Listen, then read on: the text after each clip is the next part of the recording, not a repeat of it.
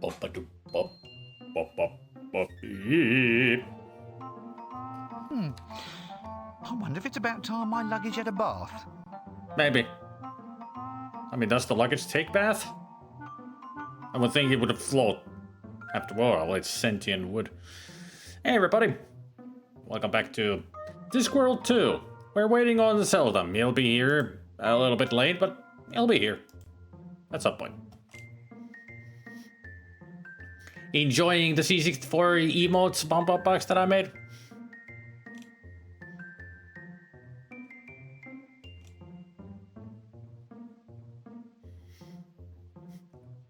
Yeah, don't listen to the 8-ball, Nathan. He'll be here.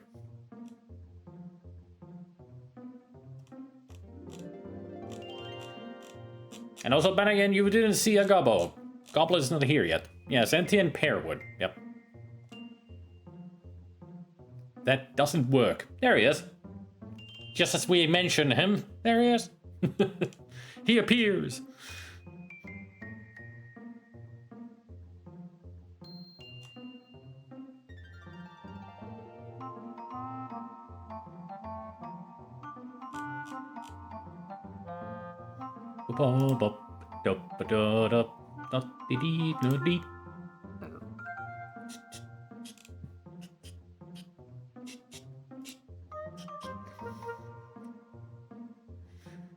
I don't know how late he will be, but he said that he'll be here a little late. He didn't say any, you know, timeline. I'm gonna share the game screen on Discord anyway, so he already has it.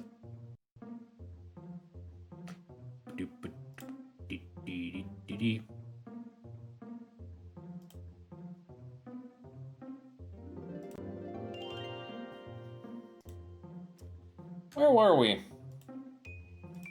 What did we do last time?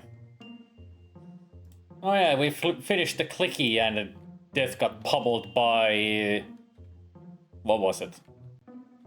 A piano, a toilet, and a safe. Truly making cinema here.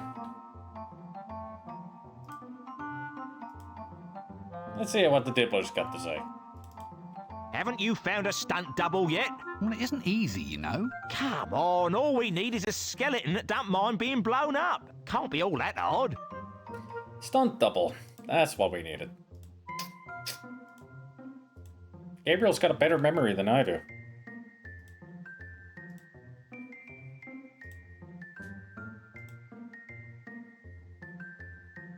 I like it that we still got the librarian in our pocket, or in luggage. Stunt double. Stunt double. Where can you find a skeleton? Stunt double.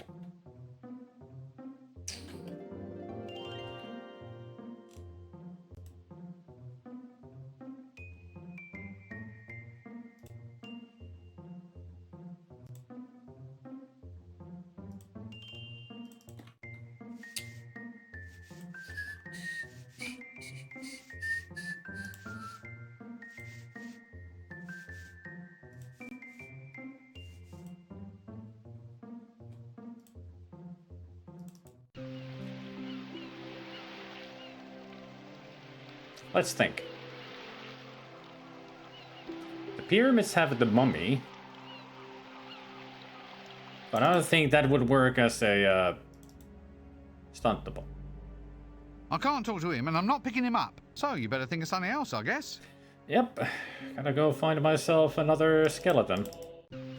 The band won't do because they're the band.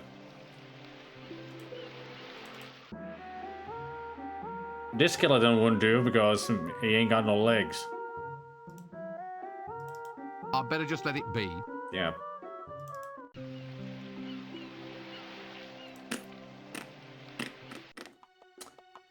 And there is nothing else here but popping hummus.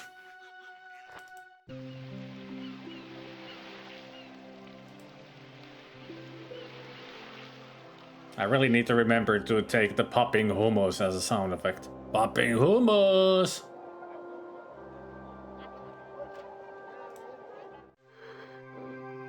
You got any skeletons?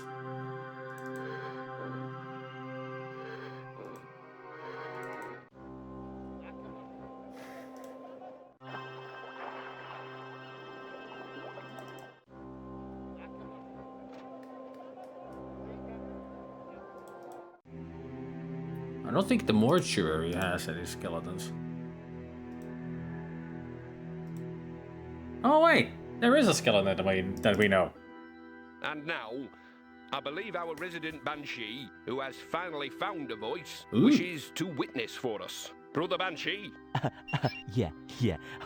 Thank you, Reg, thank you. And I think that what I mean to say by thank you is, thank us. A thank you addressed to all of us, in that we are all part of the same body. Well, not exactly the same physical body, but the same spiritual body. Even though we are all actually inside bodies which are, in fact, spiritual. I think what I'm trying to encapsulate here is a sense of out-of-body experience that is an inner-body experience for us all. Right on, brother. Yes, exactly. Right on, and in. Seeing as the death within is also without, and I think what we have here is very, very real. And by real, just let me say that this is also very surreal. Surreal, in that we transcend the essence of the mundane reality to Surreal. to redefine ourselves within the framework of our own perceptions of our role. Yeah? And by role, I mean role sounds like roll, doesn't it? So a motion forwards is implied in taking on that nomenclature.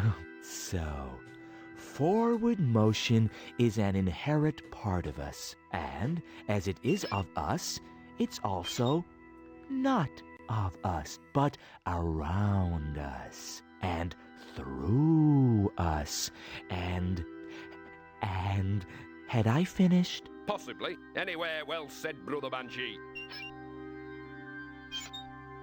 So great that the Banshee finally found his voice and he can't shut the fuck up. Just goes on and on. It's like, we get it. You can finally say something. Oh.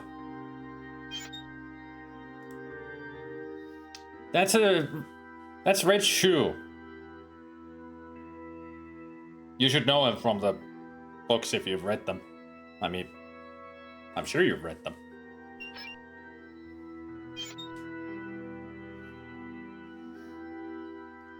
Too bad Zelda missed out on the Ixolite's great speech here.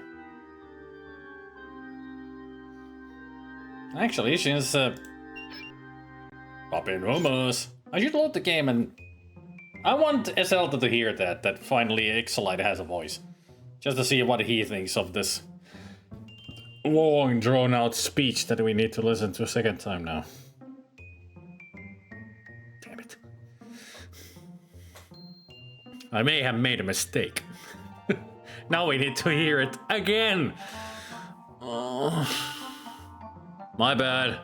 Sorry. Yeah, it's the shirt that especially makes you think of Freddy. But it's black and red, not green and red.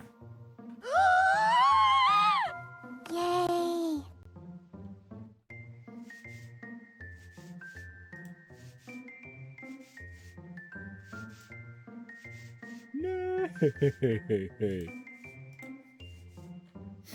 Love those human voices from West of Loathing. For the horse.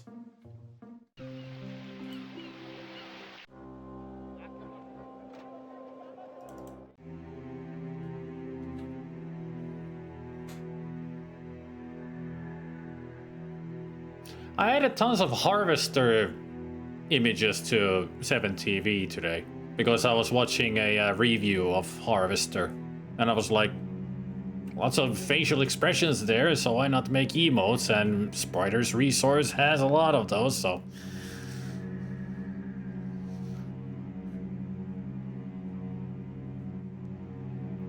Not to mention, now I have pretty much all the times that people say that you were always a kidder, Steve.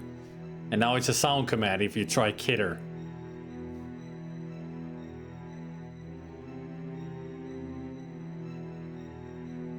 You could do it when I, officially start the stream.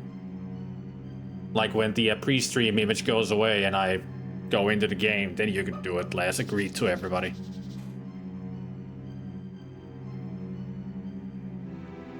That would be the appropriate time to do it, in my opinion.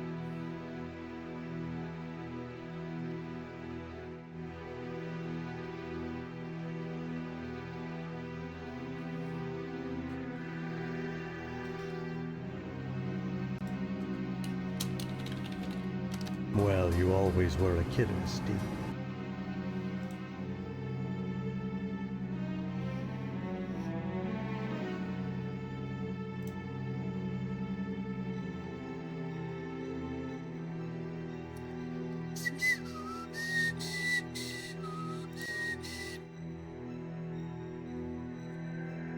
Oh, the PlayStation 1 Duke Nukem. Huh.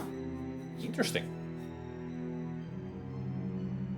Note to self, play Duke Nukem 3D on stream at some point. Still is.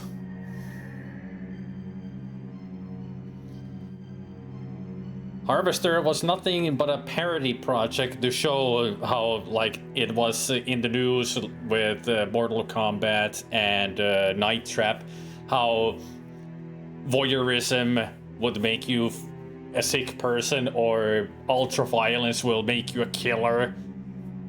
It was that hype going around, and they started making R-rated, the rates going for mature ratings in video games, had to put those up then.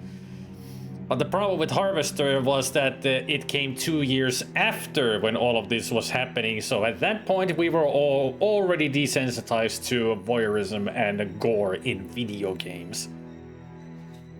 So it came a bit late on being a satire about the whole thing. Just ended up being a glorious gore fest. Hey, Zapact.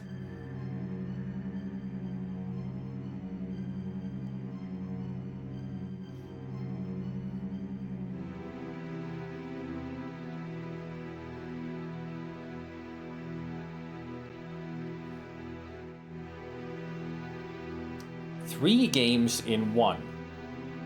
And there's the adventure game part, then there's the action. But what's the third?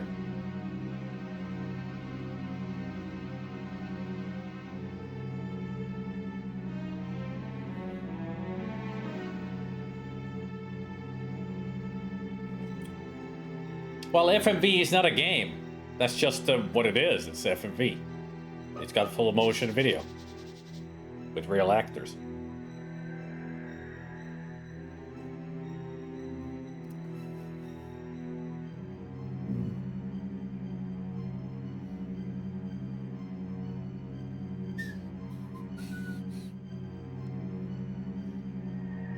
But I guess FMV is categorized as a genre. A lot of people do.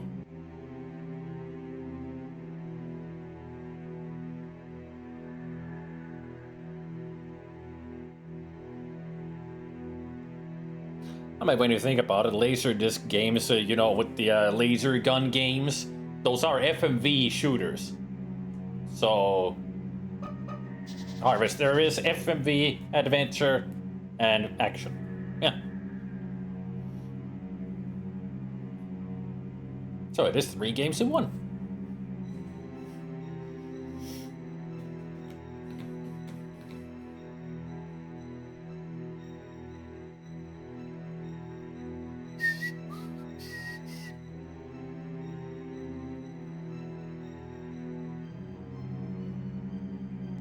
Hello. There he is.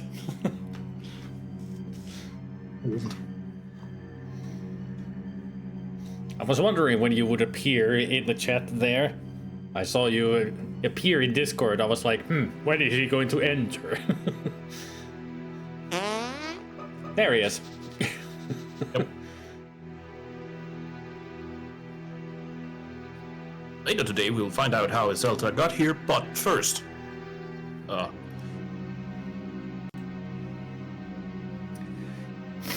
So as we left off, Zelda, if you don't remember, we need to find a stunt double for death. Yes. And I thought of at first I went to the mummy, he wouldn't get it. Then there was the skeleton at the oasis, nuh-uh. And then I thought of a skeleton that we have seen, and we have to suffer it the second time, but you need to see this. Ah! And now, I believe our resident Banshee, who has finally found a voice, wishes to witness for us. Brother Banshee? Yeah. Thank you, Reg. Thank Excellent, you. finally speaks. And I think that what I mean to say by thank you is thank us. A thank you addressed to all of us, in that we are all part of the same body. Well, not exactly the same physical body, but the same spiritual body. Even though we are all actually inside bodies which are, in fact, spiritual. He's got a lot to say. What I'm trying to encapsulate here is a sense of out-of-body experience that is an inner-body experience for us all. Right on, brother. Yes, exactly. Right on,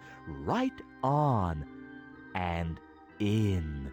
Seeing as the death within is also without, and exterior being is reflecting external processes, I think what we have here is very, very real. And by real, just let me say that this is also very surreal. Surreal, in that we transcend the essence of the mundane reality to redefine ourselves within the framework of our own perceptions of our role. Yeah? And by role, I mean role sounds like roll, doesn't it? So a motion forwards is implied in taking on that nomenclature. So, forward motion is an inherent part of us, and as it is of us, it's also not of us, but around us, and through us, and had I finished? Possibly. Anywhere well said, Brother Banshee. Did you get all that? If I may interject, shut up! Even I was like, this is the second time we watched this, even I was in the middle, like, pointing at my wrist, like, come on, time is running out, hurry up. It's like, jeez, he won't shut up now that he finally got his voice. Ah. I mean, he kinda sounds like me when I think I've said something that needs clarification, and then my ADHD brain takes over and I clarify everything.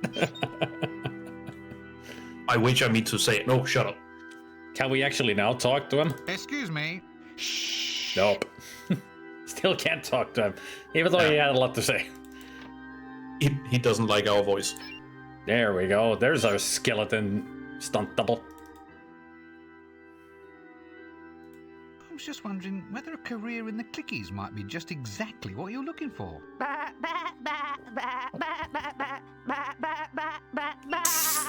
Oh, I see. The local Actors League won't let you in until you have proof that your family's from overseas.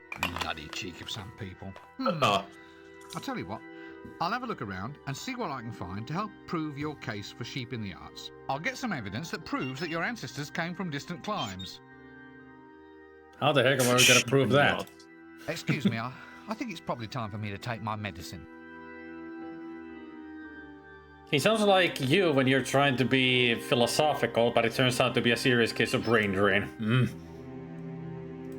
I mean, it can happen to everybody. I think it's happened to me sometimes, and when I try to explain things, I just keep going around and around the same thing. I mean, I know myself that I repeat things when I'm trying to explain them. So, I'm in the same category. It's just like Bo Burnham sings, repeat stuff, repeat stuff, repeat stuff. And it's like the longest verse of that song. Keeping an eye on us, are you? Probably. Fortunately, it's locked. Fortunately. Jars, eh? I'd say somebody around here has a pickling fetish. No, just in formaldehyde. Granny Weatherwax. A tough lady, this one. I've been able to try and explain the same thing a dozen times in a row and still end up saying nothing. Yeah, I know that feeling.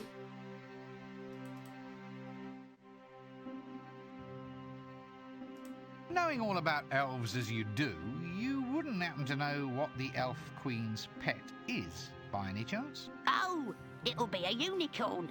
Always is with elves. Now you're Pixie. That'll usually have a bumblebee or a stick insect.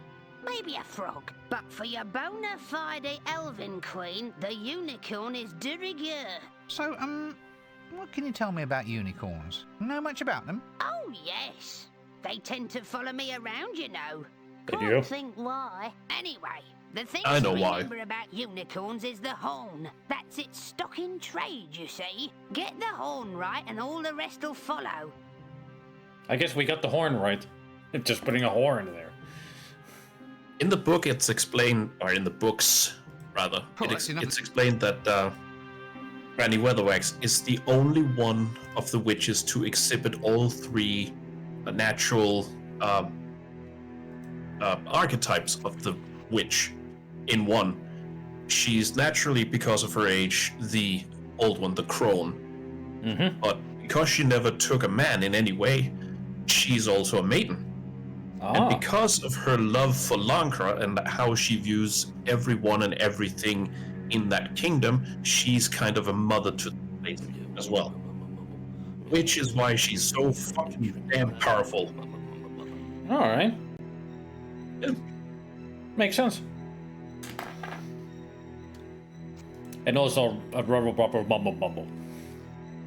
Yes. Oh, that reminds me, I was playing Prince of Persia: The Lost Crown on the PS5 earlier today, and I found an NPC to talk with who literally just had the kind of same lines as Ron that does there, like, and in the subtitles it just says incoherent mumbling, which I thought, was.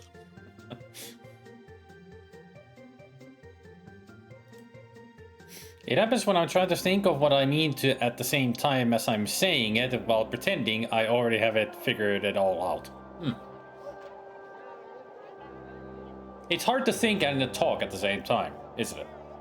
Yeah, not to brag, but I can talk and lose track of my conversation at the same time. Yep. I'm a good example of it. That's why I stumble with words sometimes, because I have to translate things in my head. And especially when I forget what the word is, then I really start to go like... That's why I have English as a language. It's hard to think and talk at the same time. Why am I streaming then? Like, I lose track of my conversation at the same time. New quote.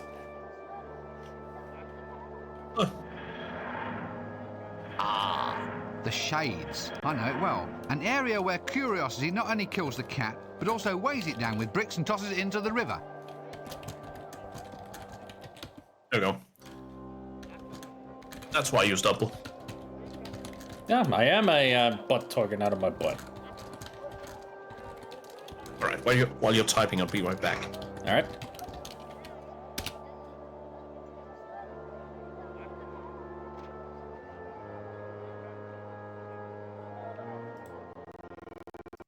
Whoa, hey. Okay, game? Alright, good.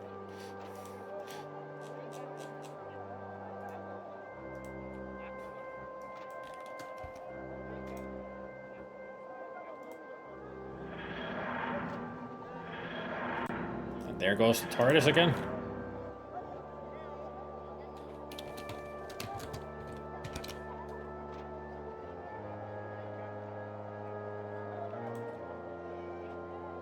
Oh, I think it's missing a talk.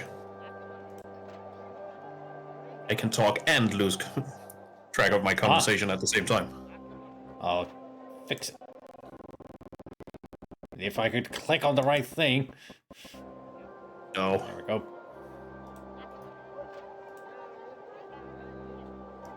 I can talk and lose track of my conversation at the same time. The reason I just left briefly is because I realized I'd forgotten my Wit and Wisdom of Discworld book that I had last time. Quote stuff. There we go. I can talk and lose track of my conversation at the same time. And since I now have the quotes from the Discworld, I thought, who doesn't get enough love, both movies, books, and game-wise? It's Douglas Adams. So I brought in the meaning of live as well. Ooh.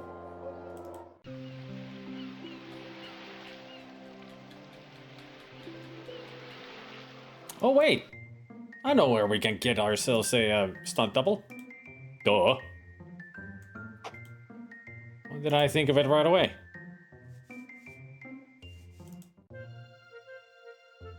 Huh. Wasn't there a skeleton here before? And I'm not talking about death. I don't remember. I might be thinking of some other game. Or maybe what's in the props. No, there's no skeleton here. Also, I just noticed on the left with the suits and everything, there's the tree. It has a zipper on it. Yeah, it does.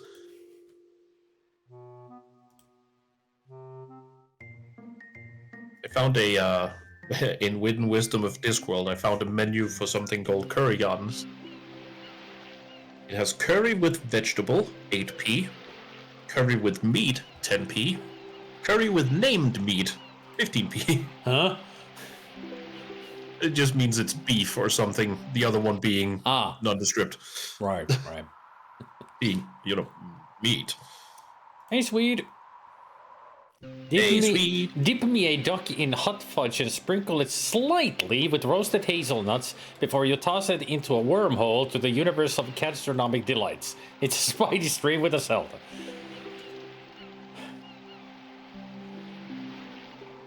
Also, that's hazelnuts because of the... Oh yeah, not hazel.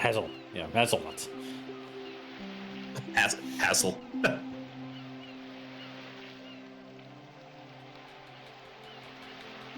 A mouthful, wasn't it? Yeah, nuts are usually a mouthful, yeah.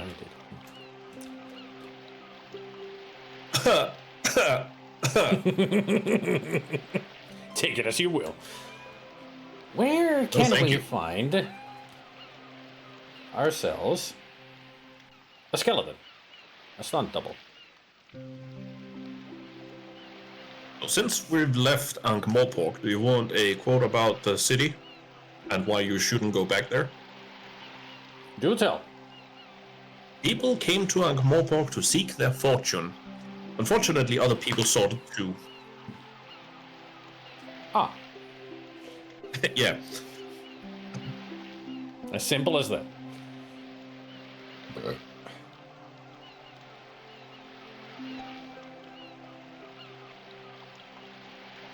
I can't think of a place where we have seen a skeleton other than death.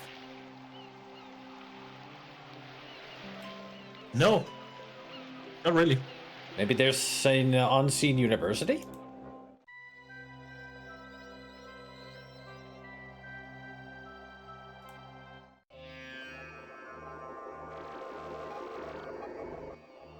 I'm sure Hex is working a lot better now with the time travel machine on it.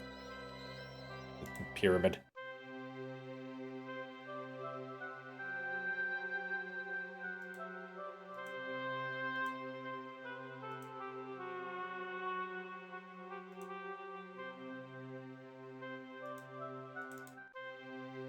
Ain't nothing here.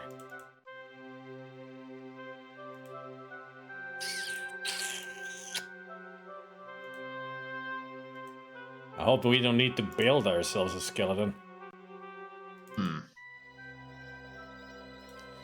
let's put our two idiot brains together and try to figure out. Cemetery? No, I do think you were on the right track with the ram. Oh yeah, we need to get the certificate that it's where it's from. Where can we get that though?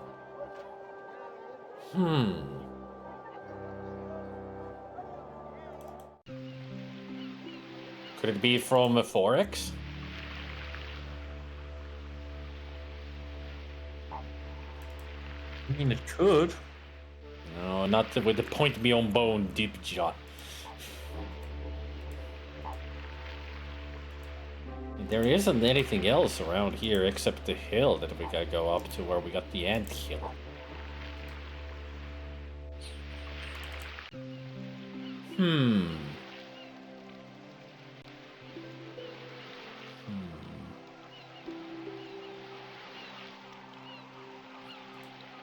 Hey, Specky.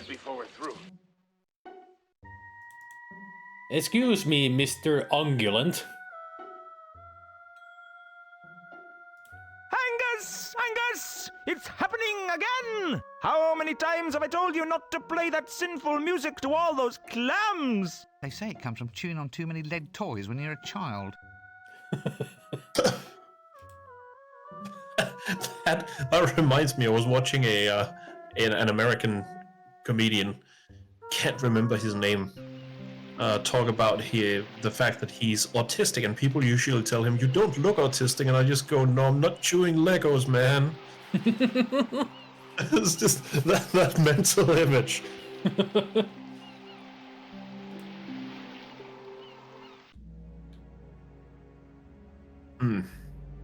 What do we have in our inventory? You mean in luggage? Yeah. Now we got the librarian. I just had a stupid idea. Yeah. You have the ironing board, right? Mm-hmm.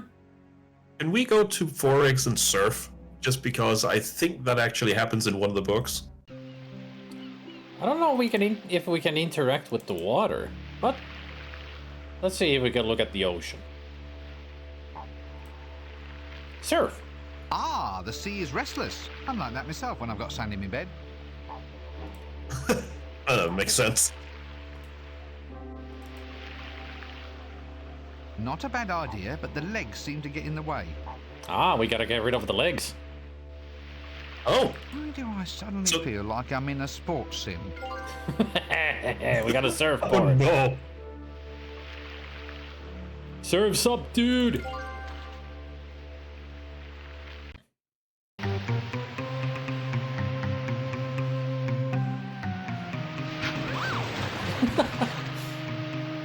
Damn, there must be some way I can stay on this board. Alright, so that is actually a thing we have to do. Okay, now we're cooking. Let's see me fall off it now. There. I glued it.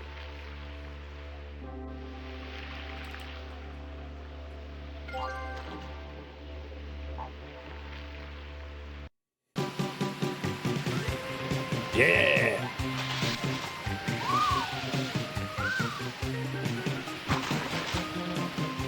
Hey, Alan. Hey, Alan. There's the ancestry. Oh, right, cave paintings. How do we get them back? Oh, we have a camera. Yeah, we got the optimistic. Primitive paintings of sheep, preserved here just as they were tens of thousands of years ago. They are, of course, doing just exactly what sheep were also doing tens of dozens of seconds ago. Basically, sheep are just sheep. I don't think I can actually remove them. I'll have to make a copy somehow.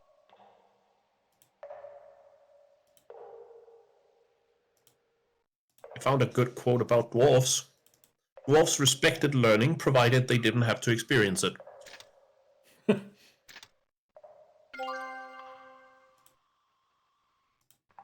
There we go. A film of Neolithic sheep artwork. Yes, not particularly interesting, but I still feel there's an award in this somewhere. Who might want proof that sheep come from a long way away? I also like it that it's actually a picture of sheep. Like, real sheep, Yeah. not the cave painting. Actual sheep. Oh, here's the here's the presentation of Foul Old Run. It's a bit long, but still. Go for it. Foul Old Run was a physical schizophrenic. There was Foul Old Run, and there was Foul Old Run Smell, which had obviously developed over the years to such an extent that it had a distinct personality. Anyone could have a smell that lingered long after they'd gone somewhere else, but the smell of Foul Old Run could actually arrive somewhere several minutes before he did, in order to spread out and get comfortable before he arrived. It had evolved into something so striking that it was no longer perceived with the nose, which shut down instantly in self-defense. People could tell that Foul Old Run was approaching by the way the earwax started to melt. Ugh. Right? Nose closes, earwax melting. Yeah, you know you're in trouble. Yep. Yeah.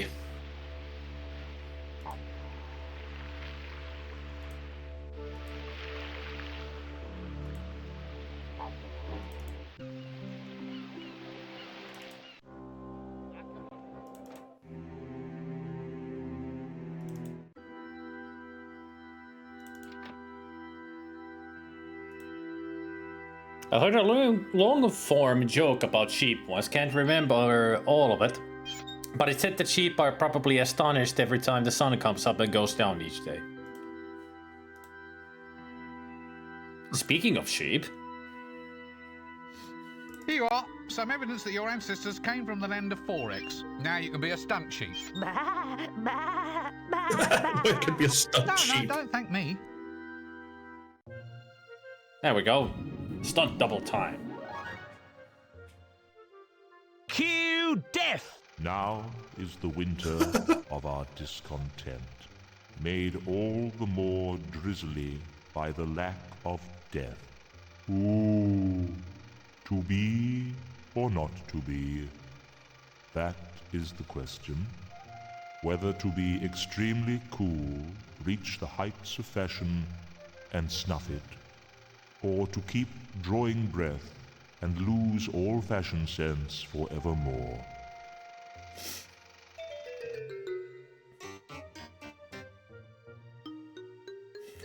Same size. I mean,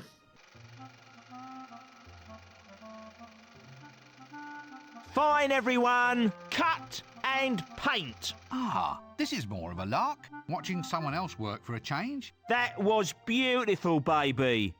Just beautiful. Wait a minute. Feathers?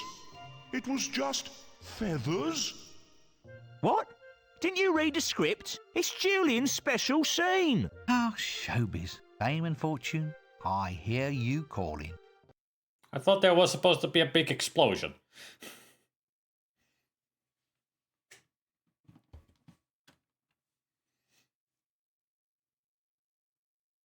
no budget for that.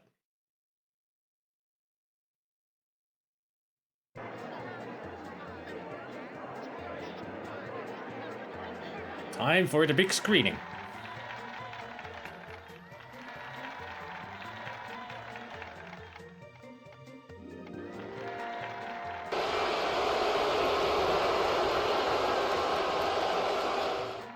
Nice limousine cart. Luggage? Luggage! Alright. Well, welcome to our audience. We're halfway, and Swede. welcome to Death, the latest star to rise We and just shine started in the disc land 2. of Holywood. Death. How do you feel about your up-and-coming premiere? I don't feel. I am death. What he means is that he's confident that the product will speak for itself. That we've got something really astounding, really new, really... What? Look, just try to appear less skeletal or something, will you?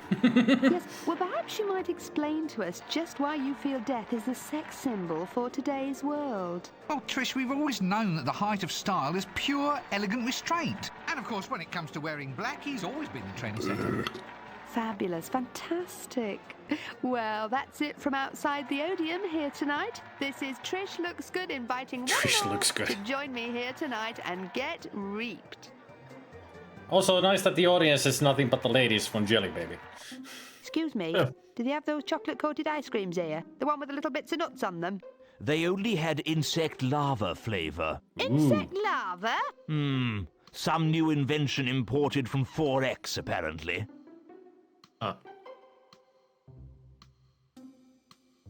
When's this clicky starting, then? Yes, hurry up. Some of us have to get back to bed before dawn. Yeah, it's the Countess.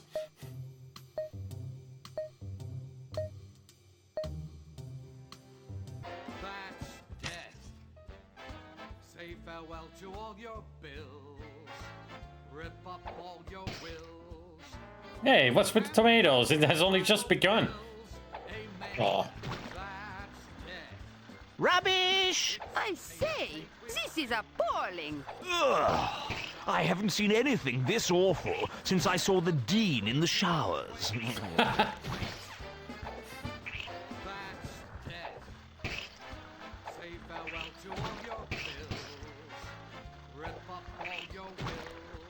What do you think, Death? Seeing yourself on the big screen?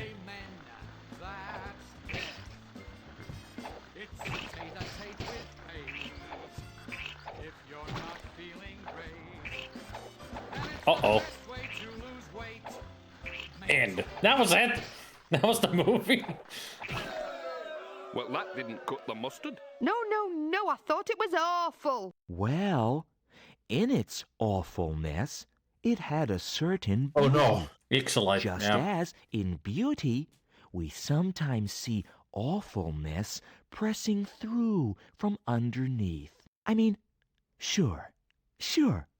We all look at it and say, well, this presentation eats its own young. But I mean, is this a fair assessment? Can we really judge an art piece as being awful simply because it exhibits no attractive or interesting aspects at all? Yes. Actually, I felt that in many aspects, the film proved to be a very apt, very direct communication. Oh? Of what? Well, a communication of just how untalented some clicky makers can be.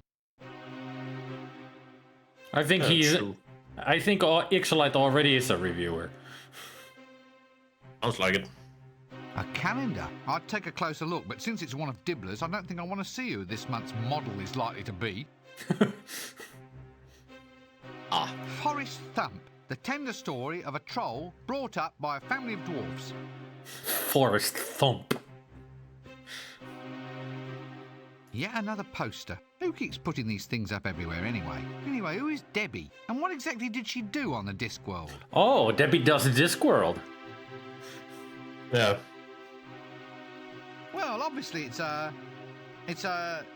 thingy. No, wait, what's that word I'm looking for? A wasp name. That's the one. A prime, left-handed, reticulated wasp name. Good. It's a technical term. Yes, what's name? Also, Spidey, since you haven't read any of the I books suppose it helped. Yeah. and only have my quotes and whatever Gabriel or anyone else comes up with of quotes, let me give you another one just to tell you that when Pratchett wrote something that was funny and witty, it wasn't just tied to his Discworld. This is one of my favorite examples. The question seldom addressed is where Medusa had snakes. Underarm hair is an even more embarrassing problem when it keeps biting the top of the deodorant bottle. Ah, yes. I mean, makes sense. Right? Cans full of the sort of film you permanently well shut inside a big tin can. Savvy? Savvy. An assortment of old clicky documentaries. Ah, the marvels of ants and bees. Cans full of old clickies. I suppose it helps to keep the nutrition intact. Yes, we've really eaten the clickies here. A projector, and it's mine, all mine. Why? And look, it's operated by a crank. No jokes, please. I used to have that manic laugh as a sound effect. That's a good manic laugh. Yeah. Like, it makes no sense. A clicky reel for keeping my precious film nice and fresh. And awful.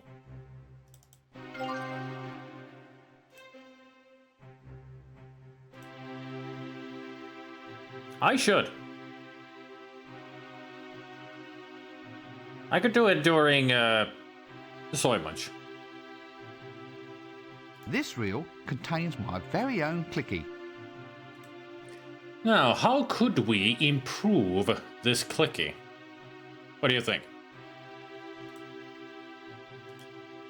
Well, this looks like it fits. Yeah. But how could we improve? Mm-hmm. Oh, I need something to splice first. What do you think we should splice in there? That's a good question. What do we have? I mean, the only other pictures we have of the elf queen, right? Mm-hmm. Could that be it? Just because glamour? Now I think I'm onto something here. What if I splice in a few shots of the elven queen? Sort of subliminal, you might say. That should make them sit up and take notice. I'm sure there will be no repercussions to this. Like, it'll be fine, No. right? Yeah. Nothing bad ever comes of the... Oh, wait. Especially pictures of the elf queen, right?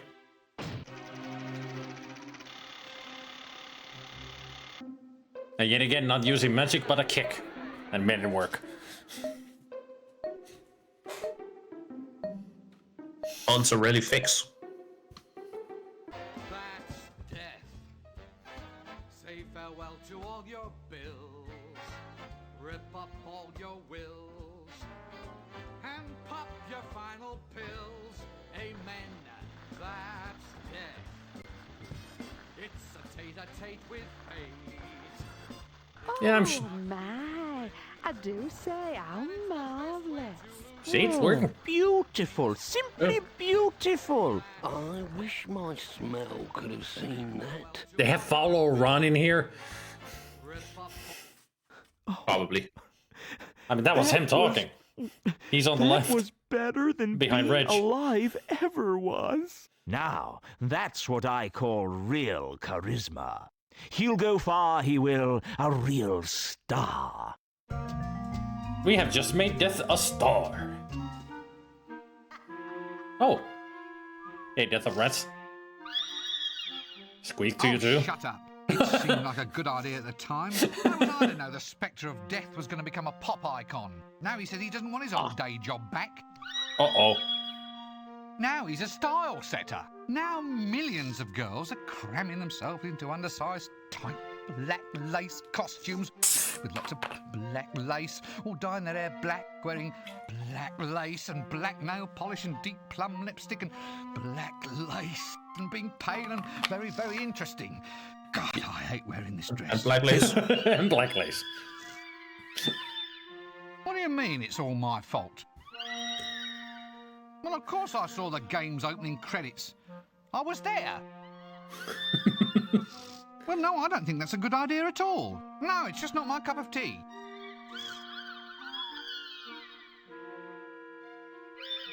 Squeaker, squeaker. You mean I have to become deaf? Well, I suppose it'll help me make new friends. I don't think Binky agrees. Probably not. See? Oh, Death of Rats is coming with us? Alright. Onwards to Death's Domain. Nice. Safe. Safe? Safe. Good landing. Launchpad McQuack. Act 3. The Grim Rincewind. Mm-hmm.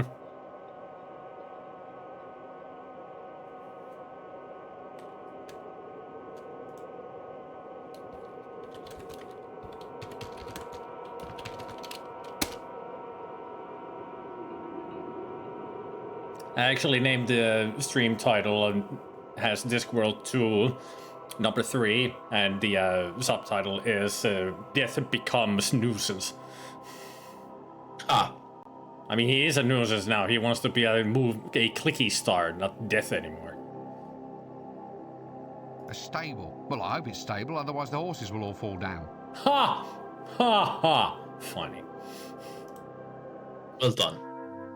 Everybody clap.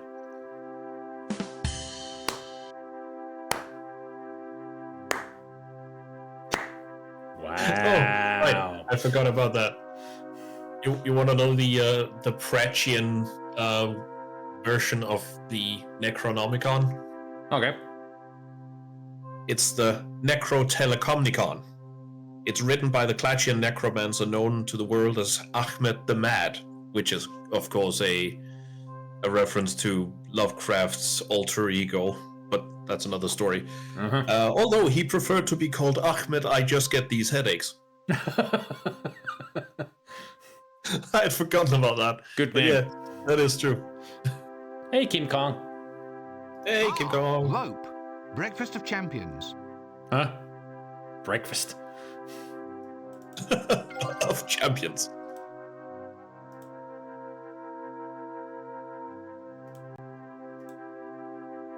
Ah, we lost our pouch. Why does old Bony Bum have such a well-padded saddle? Is he frightened of chafing the horse? Maybe. There you go, Binky. Or not. Guess I need to win his confidence first. I mean, you already gave us a ride. A horse trough. A trough for serving up horses. Bits of dead grass. And here's a bit on Gaspode if you want it. All right. It's even he follows Victor around in the book Moving Pictures, which this game is mostly based on, I think. Did I hear things, or can that little dog speak? Said Dibbler. He says he can't, said Victor. Dibbler hesitated. Well, he said, I suppose he should know. That's the he says he can't. Oh, well. Yeah, okay. he should know. He can't speak. All right, got it. That's how Gaspode passes on. Now there's something you don't see every day. What do you think of Binky? Very nice. Though I don't like that his hoofs are all so white. Oh yeah, he doesn't really have hooves. He's a My Little Pony style, you know. They don't have hooves. Yeah, he is, yeah. Are you kidding? Can you imagine just how bony Death's horse would be to ride barebacked? Probably not, actually. It's Binky. Yeah. And besides, I wanted you to talk to him and not ride him. Okay, where would you want to go first? The house or explore the outside? Definitely the house. All right. Also, one of the fun references in Moving Pictures, one that took me a little while to go, oh, is towards the end they find in a cave a giant statue, like the Sea People monument we found in Dave the Diver yesterday. That kind of big statue, which of course is golden, standing, and the way it's described, it took me a few moments before I realized, yeah, he's describing the Oscar statue. Ah. Yeah, that's the reference. It was really, really well done, but after those moments, it was like, oh god. Hey, Mad Max. Hey, Mad Max. That's a Zelda. And the voice. Yeah. No, the voice. No, I'm just the voice. Yeah. Welcome everybody to Discworld 2, where I am playing the game and the voice is talking to me. You know what? Now that I'm gonna change that. I won't be Liminal Space Brian, by the way. Yeah. You'll be a Zelda, the voice, or just the voice.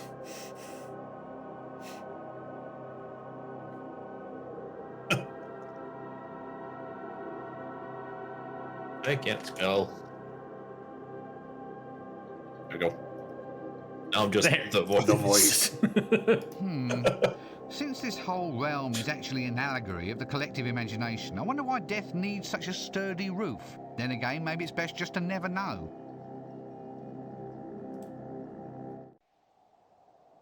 At some point, it's said that his flowers are all, black and white-ish, as if somebody had found the idea of flowers but never saw them in person. And at some point, I think it's also described that his flowers kind of looked like skull and crossbone motifed. Flowers? Oh, what a surprise. They're black. Yeah. Death's homey little house, complete with black walls, black floors and black ceilings. It doesn't start looking any better as I get closer either. I can't imagine there's much of a view. What exactly do you hope to see in the domain of death? Space. Lots and lots of space. A welcome mat on death's doorstep. Still doesn't give the place a homey feel. I expect to see mountains. Hey, there's a little key under it. Of course there's a key. A skeleton key. A key to death's door. Shouldn't it be a skeleton key? So after all this time, I'm finally at death's door. Funny, I always thought it would be a more dramatic moment.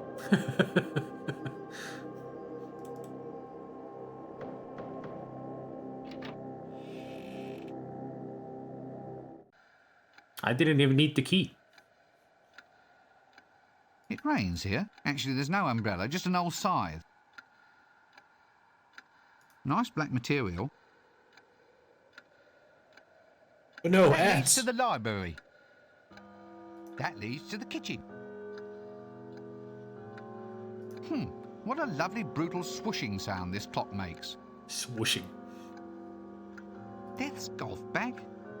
Yeah, I'm not sure I want to see what the balls are like. The skull cliché is growing very old very fast.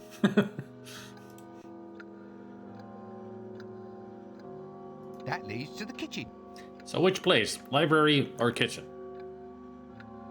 Kitchen. That's usually where Albert is. Oh, looky. There he is. Hello. Who are you? With What do you want? Death of Rats. Oh, Death of Rats. I mean, he came with us, so here he is.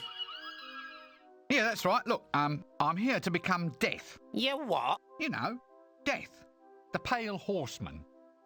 Talks like this. Very big in the hourglass Well and done. science department. You? Oh, not for long. Just until himself gets back. I have to fill in for a while, get the backlog moving, that sort of thing. Got the faintest idea how to do it, have you? Well, I suppose so. We got standards to maintain, mister. We takes a pride in our work. I ain't having you letting the side down. Listen, you got to be up to snuff before you can be deaf. Now, do you mean? Well, you got to be able to ride the pale horse, and you got to wear the right clothes. Deaf wouldn't be seen dead in anything but a black robe. Yeah, you'll need a scythe and a capital letter voice. Something chilling. Is that all? You want more? Get on with it. Oh, goody. Another quest. I'm just flotsam on the sea of life. Yeah, stop snivelling and get on with it. Yes, get on with it. The Death of Rats. Now appearing at a plague pit near you. Death's Sugar Bowl. Those who say you catch more flies with this stuff than with vinegar obviously haven't tried tasting Death's version of sugar lumps. Albert, an annoying butler type of character. He's going to find himself in terror of his suspended little life once the new management takes charge. Uh-oh.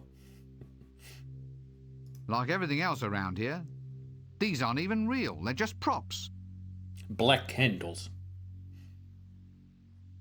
A pot-belly stove, eh?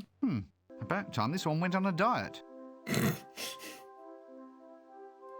A fine figure of a flue. Some flues are flimsy, but this one has me flabbergasted by its fulsome fixtures. I'm sorry, I don't quite know why I was forced to say that. Alliteration. I was forced to say that. Yeah. Does death eat? And if so, what? Good question. Yeah. One The answer is sinister black curry. table, polished with sinister black beeswax, no doubt.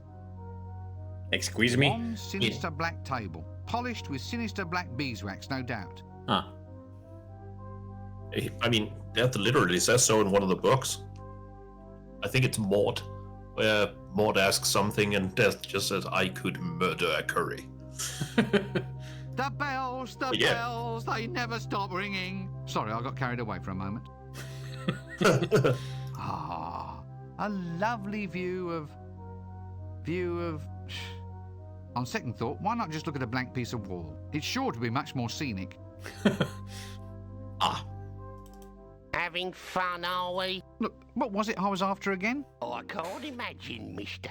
Advanced psychological treatment, maybe. Just tell me what I'm supposed to be doing. A black cloak, a scythe, a deep booming voice, and a demonstration of your horsemanship. Surely even someone like you can remember that.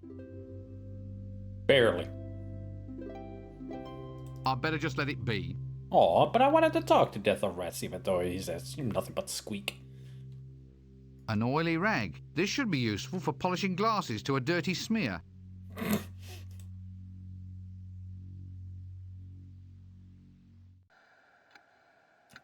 Let's check the library.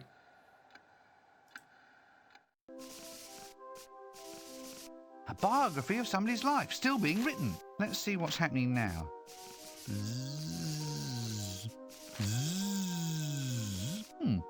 Must be the Arch-Chancellor. Oh, could be. A shelf of self-writing autobiographies. How very quaint. Is this how it is in the books? Oh, kinda. Shelves filled with self-written life stories. Yeah, there is a constant, like, scribbling. Wait a minute. This biography's mine, and it's been bloody remaindered. Some cheek. Shelves filled with self-written life stories. Let's see. Whose is this? Ah, Albert. Now, what does it say at the moment? Albert sits and takes it easy, dreaming up more silly quests for the little twerp in the dress.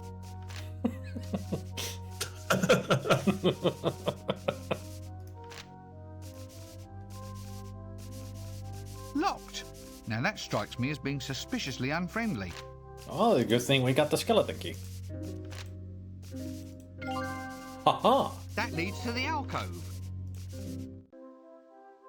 Oh, it's long. Long and hard. Long and hard and shiny. You know, I don't often get to feel them in this kind of condition. Shelves, I mean. I don't often feel shelves in the dark. Right. I have a quote from Reaper Man here that I think you're gonna like. All right. It proves that, you know, the classic challenge death to a game to win your soul back, right? Yeah. That it doesn't have to be chess. Sometimes people challenge me to a game for their lives, you know, said Death. Do they ever win? No. Last year someone got 3 streets and all the utilities. What? What sort of game is that? I don't recall. Exclusive possession, I think it was. I was the boot. Monopoly. They're playing. Yeah, they're playing Monopoly. Good idea, but I'd only burn my fingers. Ah. So the matches are not enough. We need light.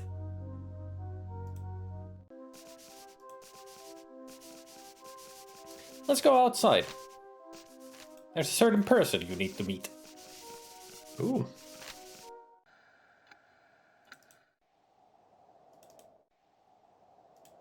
If I recall, they're this way. Oh, in the garden. Death's garden. It's probably full of black broccoli. Death seems like a broccoli kind of person. No, curry, as we just learned. Really? But wouldn't he be a broccoli kind of a guy? Maybe. Ah, beehives. The bees are all black. How very cool of them. I wonder if you can get sunglasses with multifaceted lenses. Ah, what a lovely garden gnome. A little skeleton gnome. Ah. How quaint. A fishing rod for a garden gnome. Yeah, no real accounting for taste, is there? A jet black pond. And ooh, look, there's little white fish in it. Little white skeleton fish in it. Oh well, at least his fish food bills will be fairly small. Yes, I think Death could probably do with some serious advice about his choice of decor. Maybe someone's fixed Death's little red wagon. There she is. Ah, Susan. So, Death's got a little swing, has he? I wonder if it's for the girl, or whether he likes to have a jolly little twirl of an evening. Death's granddaughter, so I hear. Hello there. And what are we doing in this awful place, eh? What are we doing here? Well, I'm minding my own business. As for what you're doing, some of us would rather not know. Apart from that, there doesn't seem to be much going on. Well, I'm trying to be friendly. Yes, probably not a good idea, seeing as you're wearing that dress. I was always told not to talk to strangers, and it'd be hard to be stranger than you. Well, excuse me. All I thought was, hello, here's another mortal in the land of death, then. I mean, it seemed we might have a few mutual talking points, information to exchange, pleasantries, something in common, that sort of thing. Well, it looks as if we buy our clothes in the same shop. Oof. Ah. Susan's brutal. She is. But then again, she's real. Death's handmaiden? No, actually, I'm his granddaughter. Was there something I can help you with? Well, it's just that I don't know quite what to do. I'm supposed to be standing in for Death, but I don't know what to do next. Yes? But what am I supposed to do? I mean, what does a living Death do with his time? It all seems dead boring to me. You'll have to give me a signal when you expect me to laugh. All right, My, Susan. what a lovely toy cart. You can't have it. Oh, please. Oh, all right then. But get me another toy first. One of the autobiographies from the Hall of Records should do. Something to laugh at. Laugh? Those are people's life stories we're talking about here. Real tragedies, hopes, dreams, triumphs and aspirations. How can you possibly find them amusing? I was thinking of yours. That should be a laugh. Just bring it here once you've found it. Right. Ah. We took care of a dragon. Nothing to laugh at that, right? No, but it's a Rincewind. I mean, he is just generally laughable. True. In a universe of infinite possibilities, I suppose that hairstyle had to come up somewhere. Yeah, I was about to say, she kind of looks like a doll. Yeah, she does. A sundial. It doesn't seem to have a pointy thing. For casting a shadow. Well, there's not much of a sun here either. No. Oh, Soul by pit. the way, I just remembered. I've heard of money pits, but this is a new one on me. Soul pit. Yeah, pit. Yeah. I just remembered. Pratchett does have a way of naming people in his books. And there was a famous person who most probably will know, at least most here probably will know, who took his name from one of Pratchett's books. Oh? Total Biscuit. Really? Yeah. That is directly from one of the footnotes from, I think it's Carbajoculum, where it said that because people like the sounds of some words, there are people out there named stuff like Yodel Lightly, Total Biscuit, and something else. And he took it directly from there. Cool. Yeah. Little dots. Little dots, each with 6 little legs.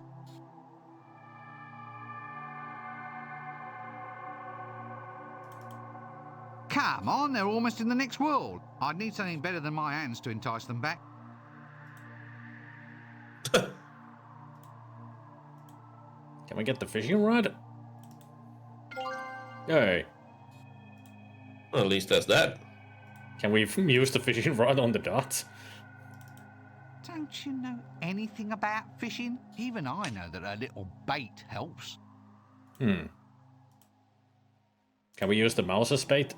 Should I ever need to catch a vampire cat, I'll give it a try. You do, Mad Max. It's not Michael Palin, it's Eric Idle. Oh, sorry, yeah. Yeah. For some reason, I do just mix those two up.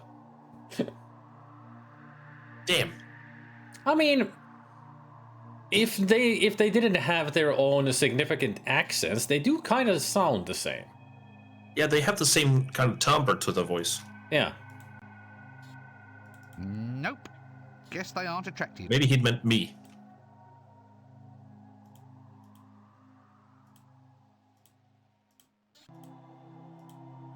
Yeah, but it's Eric Idle plays Rincewind.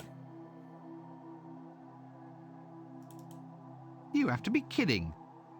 Why? You have to be kidding. Won't Ken take the bees? What a short memory we have. I'll need some head protection and some smoke first. Well, it's the same bees, but now they're black. I think he's beyond talking. I thought you would just take the gnome, not talk to him. No way, who knows what's in it? Well, you know that there's skeleton fish. Nice shape of a skull on the bush there, on the bottom left. Yeah. I mean, Death just like it does like his horticulture. Let's see what was down here. Other than a wheat field.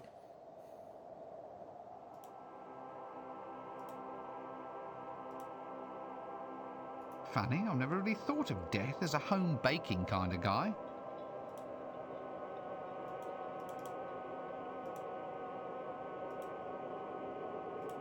Just corn.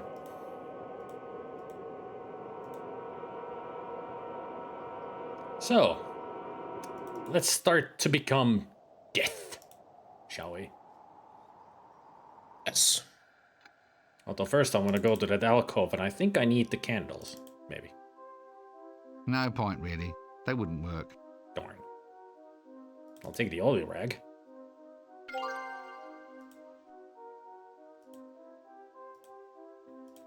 Then I'll take the sugar bowl. Get your thieving hands off! That is for tea time. But this is Death's kingdom. Time never passes here. I never said tea time would be soon. Actually, you don't seem to be able to ring them from here. Alright, I'll go closer. You can't get closer, can you? No? No, probably not. Actually, you don't seem to be able to ring them from here. Must be one of those butler things if we find a, something to pull. Oh yeah, we can actually go up here. And further. Yeah, service bell, yeah. I think this takes us to Death's bedroom. Ah. Oh, I think these are the hourglasses. Yep. Here we are. Each of these hourglasses represents somebody's life. Every grain of sand is a precious moment, never to be recaptured. I wonder what would happen if you added water.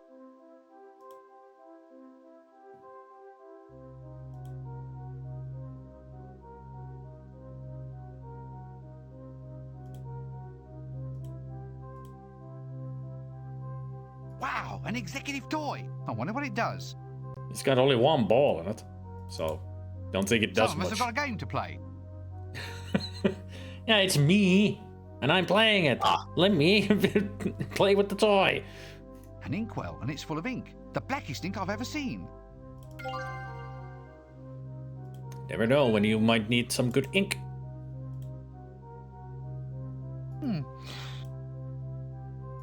No, not the luggage, the desk. Ah, Death's desk. So this is where the big life and death decisions are made. Don't you find something You don't. A ledger. All good public servants need one. I wonder what's inside. I'll just sneak a look. Let's see. The last entry is Fool and Chucky. The last column hasn't been checked off yet. The previous entry says Scazzy's ants. Well, at least they're all correct and accounted for. Poor little souls. Looks like a servant's cord. Each of these hourglasses represents somebody's life. Every grain of sand is... Let's see what happens. I wonder what this does.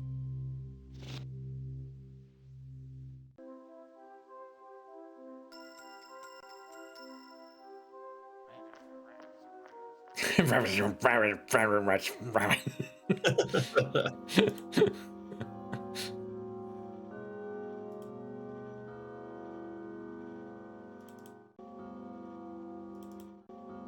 Yoink!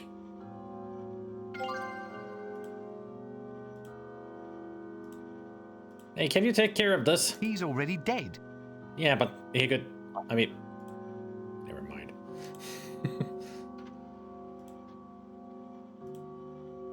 I guess we're gonna have the mummy hand and the vampire mouse with us for all eternity. Ah, here we go. Ooh, a comfy looking bed if ever I've seen one. It's nice to at last have a room with a bit of colour in it.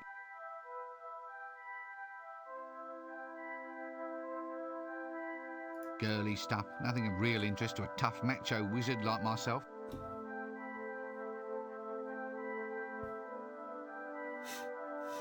I almost asked you where the glasses cleaner is because you're the only other ones awake yet.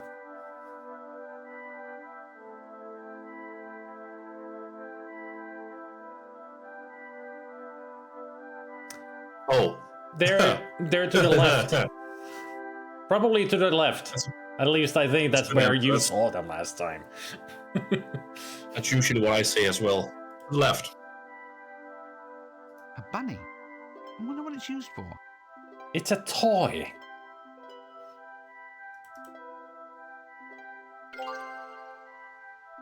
There. We got a pink bunny. How cute. A little bunny rabbit for putting pyjamas in. I wonder what's inside. A nice lacy nightgown. A cute little bunny rabbit, minus the stuffing. Can we put the mouse in there? I think he's past caring. So it's signed the wall. I mean, that's where you last saw it. Wow. Hey. I've had to wait this long in the game before I found some string. Marvels will never cease. Oh, yeah. Gotta have string. There we go.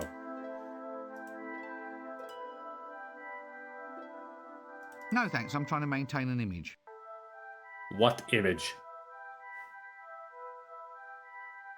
Being a doofus in a dress? Ah, a room with a view. Although what you'd want to gaze out at around here is utterly beyond me.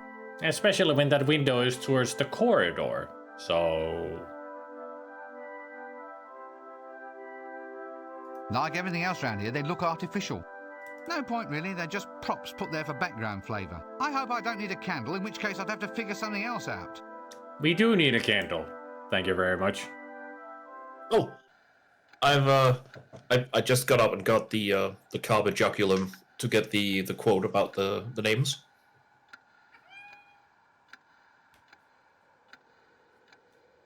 All right. And I found it. So it starts off with they're about to name a baby. It's a whole ceremony, and Magrat, Magrat, wants her daughter to be named Esmeralda. And in brackets, besides it, she writes note spelling because she wants it to be right. But the priest doesn't see that, so her name becomes Esmeralda note spelling. And it's like that's one of the things that you can't change it. Look at old Moo Cow Porchigo was sliced for what happened to him then. His full name is James. What the hell is that cow doing in here? Poor chick. That was a very strange day, I remember. And the next one is, we once had a king called My God, He's Heavy the First. And the beer's been on for the last couple of hours, so basically you'll get a cheer wherever you say. Besides, thought Agnes, I know for a fact there are people out there called Syphilidae Wilson, Yodel Lightly, and Total Biscuit. And then there's a footnote. And there'd be a Chlamydia Weaver toddling around today if her mother hadn't suddenly changed her mind and decided Sally was easier to spell. Pratchett does have a thing for names. And it's always funny. Oh, I'm not really a golf sort of person. Actually, I'm surprised Death had the time. Always time for golf. Oh, Gabriel, now you mentioned the birthday cards. It says in one of the books that Rincewind once got a birthday card that says, "Now you are 6," which is the worst thing a 7-year-old can receive. This is one of the better quotes about Rincewind. Ooh, a scythe. The right tool for the right job, I always say. Now, let's go chop some wood. Yeah,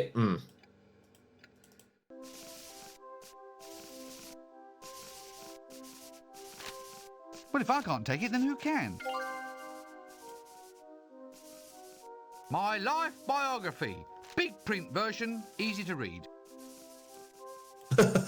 Big print version. Good. Perfect for Susan. That's what we need.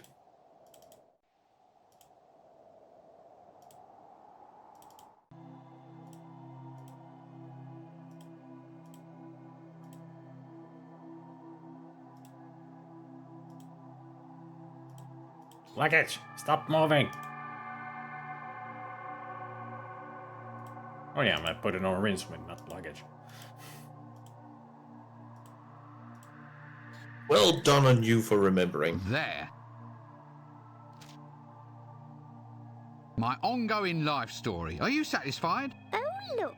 An autobiography with Join the Dot pictures. That's a catalogue of all my hopes and dreams, all my achievements. You treat it with just a little bit of respect, young lady. Oh, look. Here's your thought for the day. Ah, what does it say? Actually, the line is blank. Give it back. Some people just don't appreciate quality literature. Now just tell me something else you'll take in trade. Anything but the story of my life. All right. Go get me one of the really old biographies then. One of those ones with pictures. They're kept in a locked, dark room somewhere inside. Ah, now we have a reason to go to the alcove. Hey, too. I have a short-term memory sometimes. Very often. Too often. Too often? No, that's more goblin. Oh. No goblin often. Will you stay put, luggage? Probably the answer is no. We don't have the lace anymore. Gotta think of a way to... I mean, it does scare me a little bit that now you've got 3 Danes in your chat. Why? Just because 3 Danes normally not a good pairing. Cutting that won't help me. Cutting that won't help me. Cutting that one. Nope. Yuck, this has to be the greasiest and oiliest rag that I've ever seen. Didn't know you were here, Commodore. Now we're 4. That's much better. Hey, Commodore. 4 Danes. I think I'm in trouble. You're really becoming international. The only other friend that is here is Mannequin. I haven't seen Goomfoots or anybody else. Oh wait, Veritans is here. There's 3 against 4. Where's my brethren? How many Swedes? There's only one, and he's very simple. But very complex. And that too, yeah. At least as I know, Pom-Pom Pox. Then there's Simple Swede, of course. Eldridge. Eldridge, yep.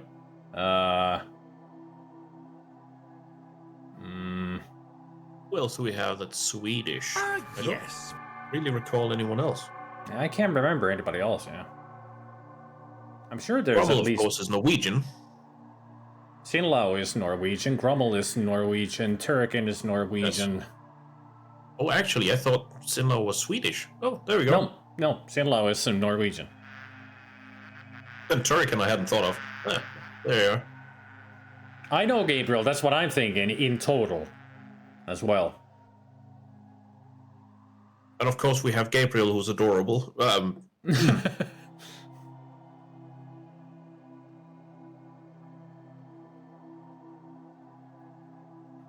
Only 3 admits they are Swedish. Ah, that's the problem.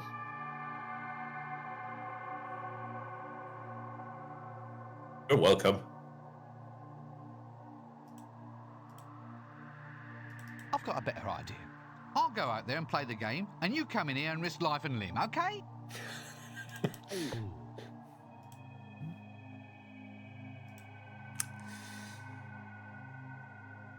I don't even know what I could burn to use. Maybe it's the rag that I need to burn to get the bees away. But I don't know what to wear as protection, though. There we go.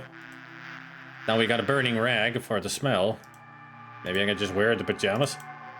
Yep. Well, at least it isn't an undergarment this time. Well, that's true. I'm glad that don't look stupid. Not at all. Fascinating, isn't it? The length of desperate stupidity some people will go to just to solve a game. I double-clicked on it. There we go. How many are the Germans? Well, there's Pest, Chris. I know there's one more. So there's 3 at least. Oh. And we have 2 Greeks. Specky and... Yeah, Specky and Manbax. No, Manbax is Danish. Yeah, Danish. It's there is somebody else who is from Greece. I kind of wanted you to just go, Specky and Specky. No, well, yeah, Specky counts for 2. No, we have plenty of Aussies. Nathan. Then there's Astriel. Yeah, Astriel. Then there's whenever he's around Fornado. Right, Fornado. McCall whenever he's around, and he hasn't been around in a long time. Oh God, what's his name? The Mortal Kombat player dude, who's really nice as well. Outworld. I haven't seen Outworld in a long time. Yeah, he hasn't streamed in ages, so I don't know. Hey, Swede. The geography of eggplants. This coffee ain't strong enough. Well, this should do the trick. Oh. Eggplants aren't in part biography. Wait, you okay? I'll just go lie down. Just grab some wax. There we go. I think I got distracted by Rincewind. Sinister black beeswax. I'm not exactly sure that it's a commercially viable product, but still, it's very atmospheric. Now, cooking. There we go. Who I recently thought of that I haven't seen in a good while. Mm-hmm. Another fellow Finn of yours, Dynalainen. Oh yeah, I haven't seen him in ages. Also, Viskikerppa hasn't been around in ages. True. The Stoat. Or Famine. Famine also is Finnish. I see Famine in Discord, but he hasn't been to my streams in ages. Like, all those 3 just disappeared, like, almost half a year ago.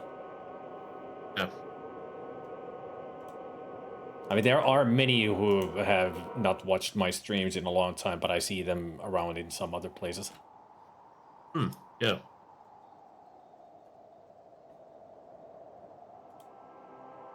Don't know why, but hey, it's their choice, not mine. I can't force them to be here.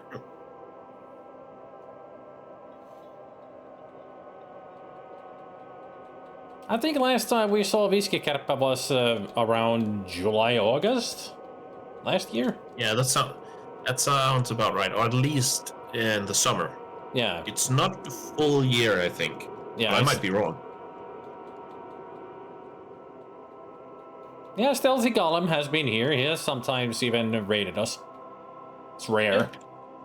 Now that's a sinister black Elsie is also a nice good on person. a sinister black coffee table, next to a sinister black Hovel Improvement magazine. Also nice that he sculpted the skull on it with red eyes and teeth. Don't know where he got the red eyes and teeth, but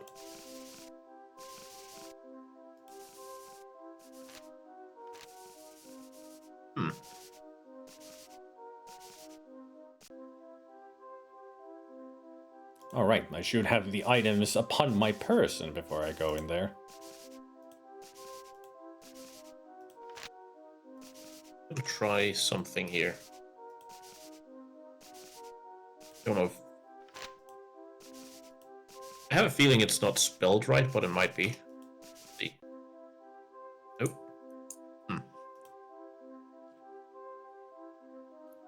What do you mean? Oh, just figure out some of the mod commands. Ah.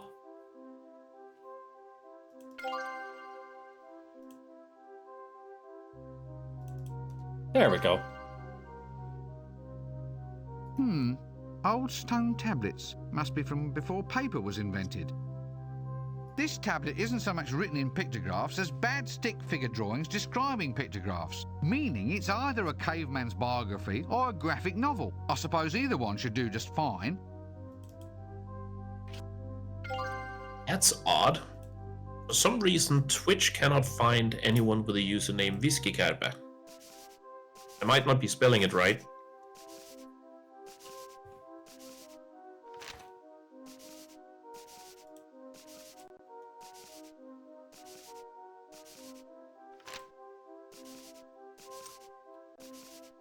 Let's see if I can find Whiskeykarpe. Should be able to. Oh, hang on.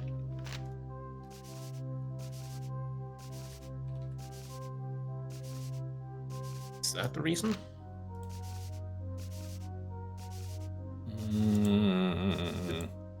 Is it because his name can't have the umlauts in it? Could be. So it's a Whiskeykarpe.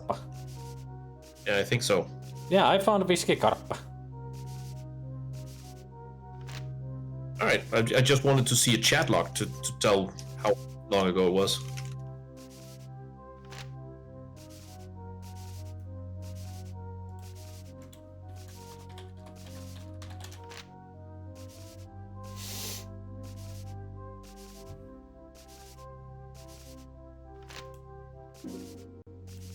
You get on with the game. I'll look into this. No, I'm too invested now. Ah, fair enough. Huh. See. Chat messages. See if I can find date.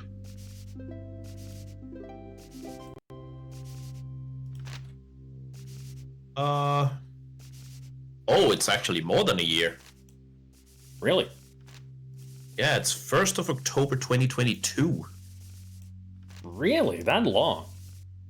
Yeah, apparently.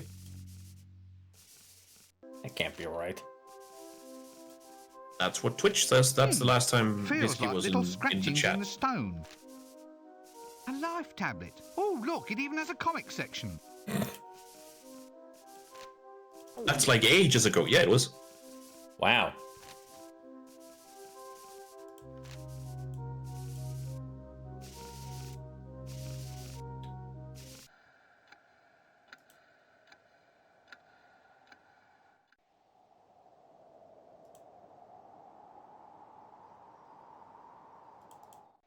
I mean, must have been a while also when Vanderland was here last time.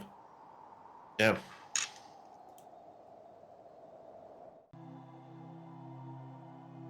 I remember that the A's are replaced with the number 4. That's how you spell the name. I do remember. For some reason, I can remember his name.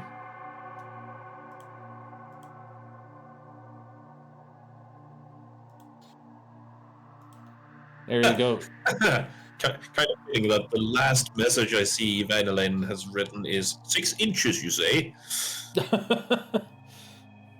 That was the 19th of June, 2023. So, more recent.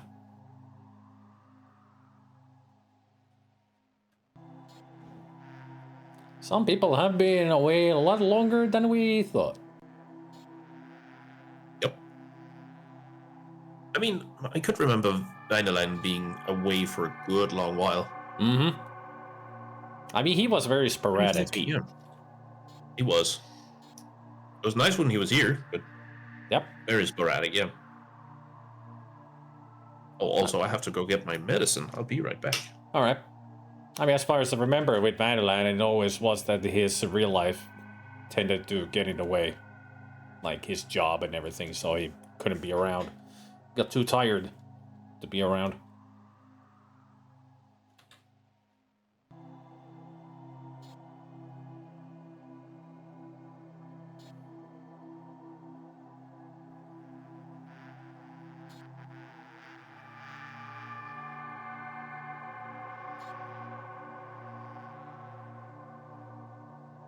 Was it Vanillane who's... I don't think it was his wife and ex-wife. I think it was ex-wife. Or it could be wife.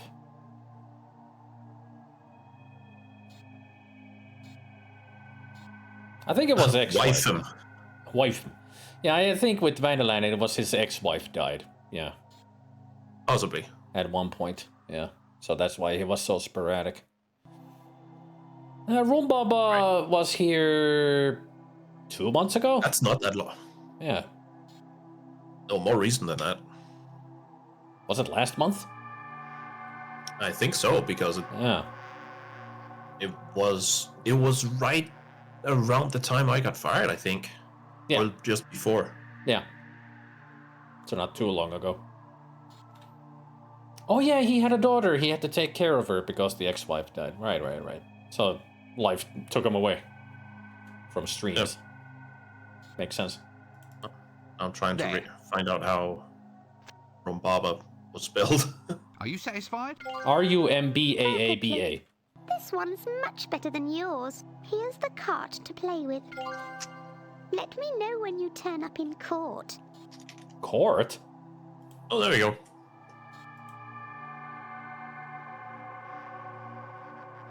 And... oh, slightly more than I thought. It was the 26th of February. Huh.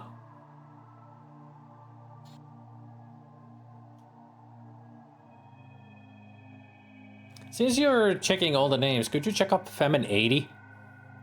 Just out of curiosity. Sure. I mean, I'm sure that he's been away like 2 years or so. Maybe even more. I would imagine. It was something that... well, 16th of November, 2023. Yeah. 1.5 years. A little bit over. The only thing he said was, hey. And that was it. A toy cart. Now all we need are some teeny weeny oxen, some teeny weeny people, and we can start a teeny weeny wagon train. And we can go on the Oregon Trail and get dysentery. Bitten by a snake. Break an arm. For some reason, I don't know why, but I keep expecting Rumbaba's name to, have an H in it somewhere. Huh. Oregon Trail. Well, we would need a car for it, not a cart. Or a wagon. Well, a family wagon. As the car is. Shall we make a friend? Of course. Here you go, Binky. Some sugar. That's a good Binky. There, I think he likes me now. Hard to tell. That's a good Binky. Ah. So it's not just that the name is Binky, it's a species called Binky. Ah.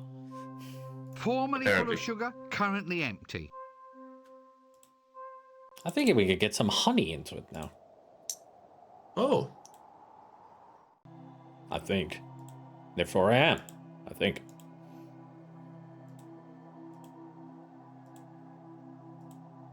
I do this rigmarole again.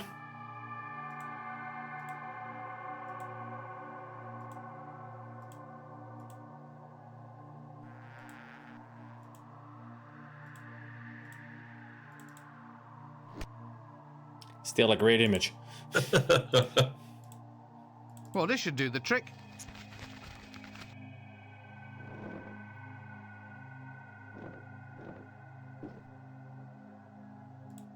I can only wonder what that smells like. I'll just sneak a little honey. They'll never notice. There we go. Some black honey.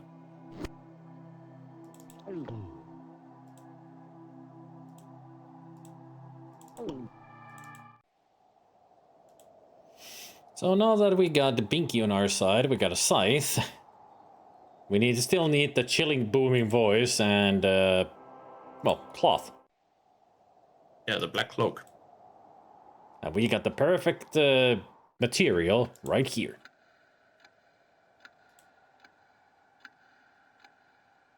You have the scythe? Yeah, it was in the umbrella stand. Oh, I mean, for cutting the curtains down.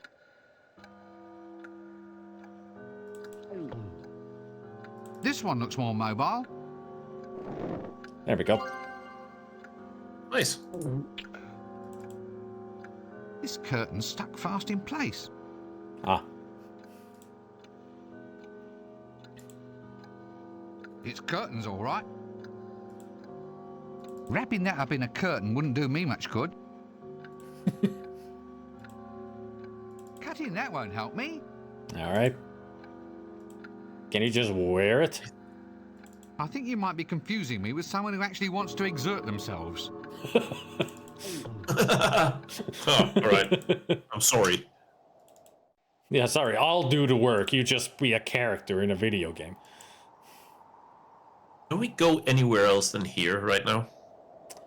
No. Our job is to become death.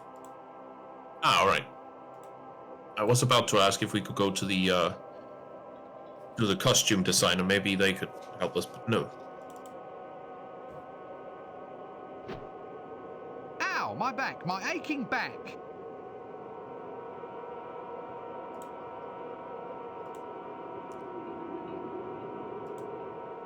What about the string? Can we just sew it together somehow?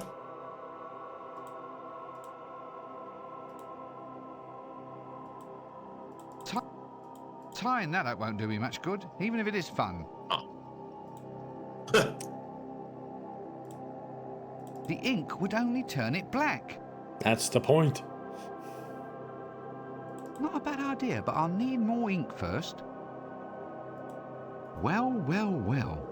An inkwell, and it's so absolutely pitch black.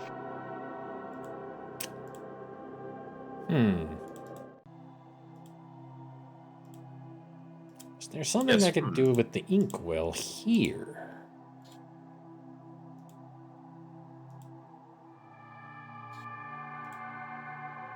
Or maybe I could use the honey to get the dots. Good idea, but what should I do with it? Throw it at them? Oh, right. Fishing rod. There.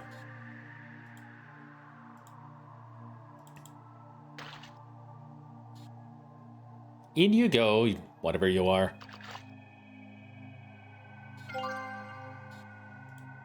Can we somehow use the ink on the sundial? The ink would only turn it black. All right. I just thought maybe if we paint a hand on it or a shadow. Cutting that won't help me. Yeah, we got the souls of ants. A pot full of ant souls. There must be at least 100 of the little blighters. Those are Skaz's ants. Ah, that's where they are. Yeah, they were not all the way into the pit. So, we were able to catch them. Don't know why, but we have them now. I kind of wanted to make fun, but with the whole looking people up and suddenly just going, when was the last time Vatican was? It's been ages. That won't help at all.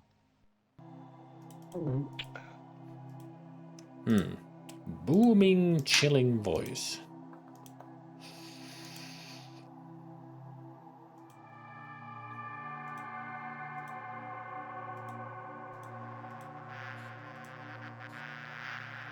Hey, Susan, you're somewhat a girl. Can you make us a robe? I doubt whether she would find that exciting. Alright. Oh. Maybe Albert wants to. I mean, he does darn and help Death with stuff. Let's see.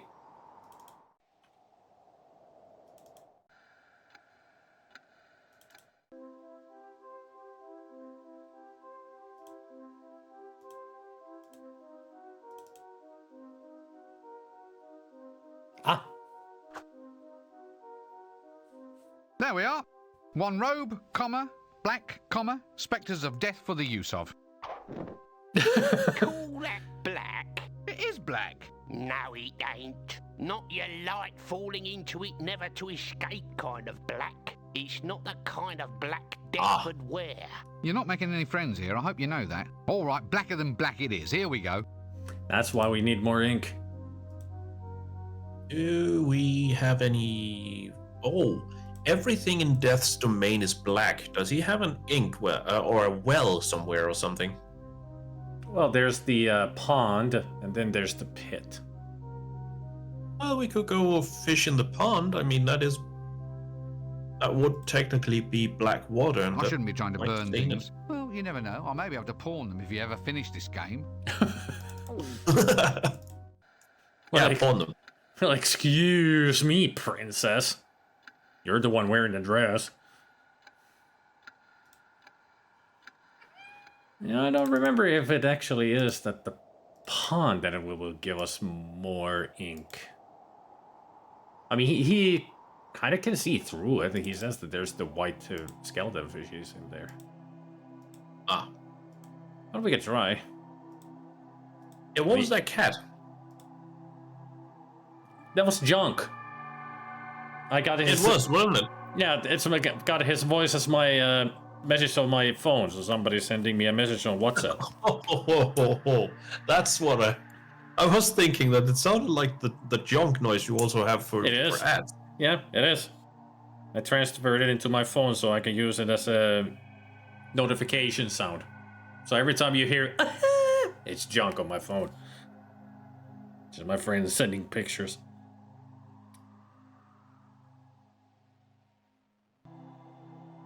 He's getting ready for Easter. Got a 4-year-old daughter, so he's just sending images of what silliness is happening.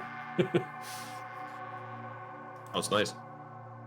This should really blacken the water. There we go. And now, to make it blacker than black, we had it dye it. So now this really is blacker than black. Oh yeah. Even turned into a robe.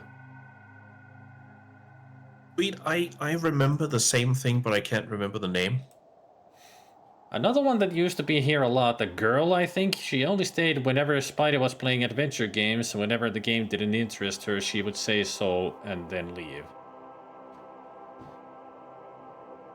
Yeah, I do remember the same thing.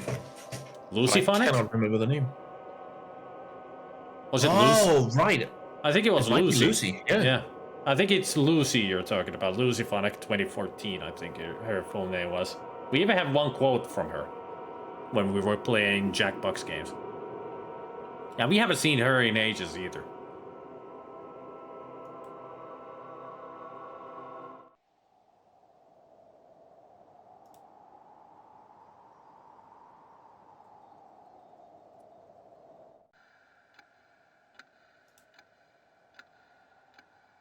Let's see what Albert thinks of the robe now.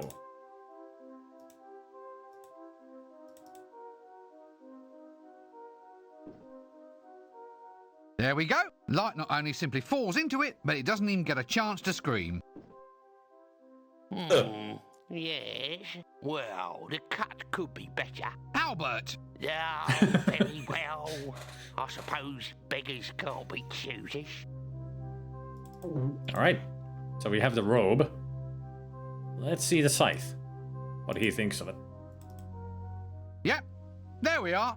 Read it and reap, Albert. See? A scythe. Oh, are Mr. Clever, aren't we? I suppose you've got some idea about how to use it? Well, of course I can use a scythe. You just sort of, yeah, well, I'm sure I'll get the swing of it. It will just take a bit of practice. Not inside where you'll scar my woodwork. Take it outside and weed the field. When that's done, then perhaps you might have enough skill to go and reap some souls. You know, if I end up in charge, your job is definitely one for downsizing. Yeah, we just gotta keep using it on the field until he gets the knack of it.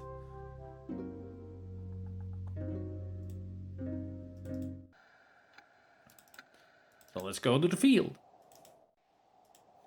Let's go cut that corn. I found Luciphonic. Alright. The 6th of September, I think. Yeah, 6th of September 2022. Yeah. I mean, she wasn't even around that much. Every now and then, and if she really was like, take a look what game I was playing, and she said she wasn't interested and left. Yeah. And then eventually just disappeared. Ow, my back, my aching back.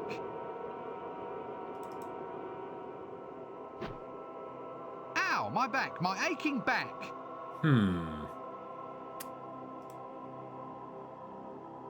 There must be something else that we could do around here.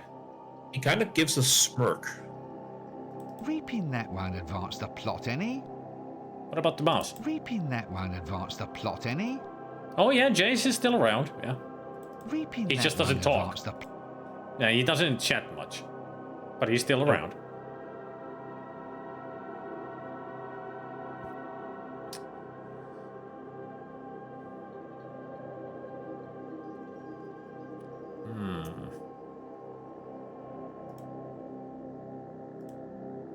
Cutting that won't help me. Ouch! I suppose it has to be sharp if it's to cut souls.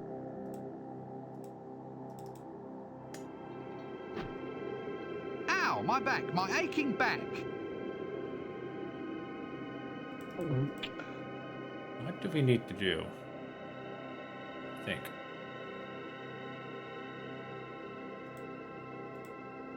I've got a better idea. I'll go out there and play the game and...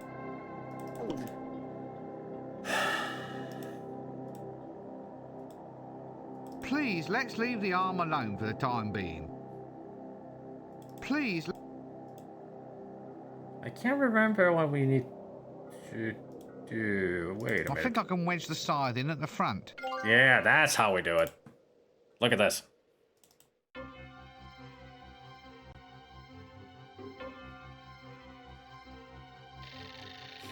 We made it into a lawnmower. Ah. That's why we needed the cart. Now we have a very efficient scythe. That is kind of what happens in Reaper Man. And one of the things Death fights against because... hang on, I'll see if I can find the quote. It's really great. Where is Reaper Man? A crop skull, not a circle. No. Ha! An entire field of corn reaped. Well, yeah, not an you entire. tell me now, eh? I'm apocalypse material now. Oh, indeed, sir. You're gonna strike fear and trembling into blades of grass everywhere. I'm glad that he appreciates our effort. I wonder if I could show it to him. That won't help me become death. Well, I don't want to reap Albert.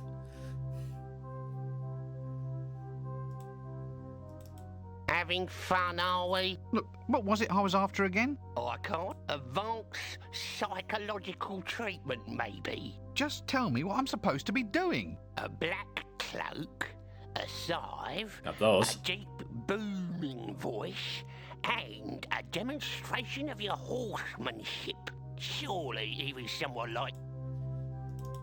Right, we made friends with Binky, but can we ride him? That's another thing.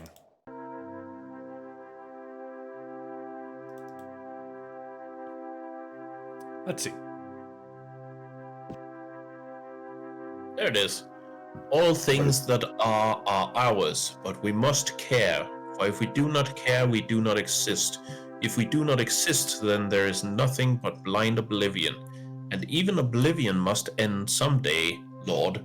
Will you grant me just a little time for the proper balance of things, to return what was given, for the sake of prisoners and the flight of birds? Death took a step backwards. It was impossible to read the expression on Asriel's features. Death glanced sideways at the servants. Lord, what can the harvest hope for, if not for the care of the Reaper Man? Great quote. Let's ride. Yeah. Albert? Yea, and verily. Don't you just hate the way that certain characters join forces with game designers to make your life miserable? Yes.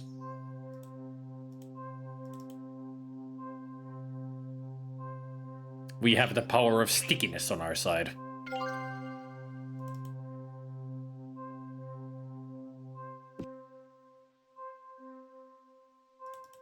Let's ride.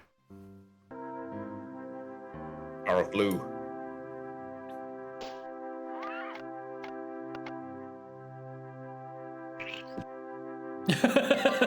I did it! See? I can ride! I can ride!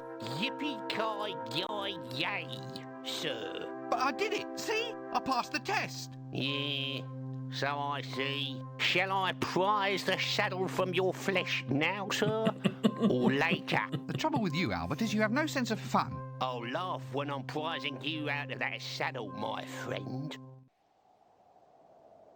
Yow! Uh-huh.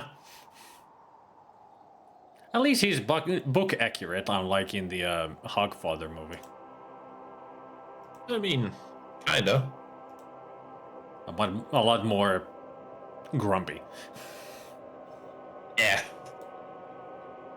So all we need now is a booming, chilling voice.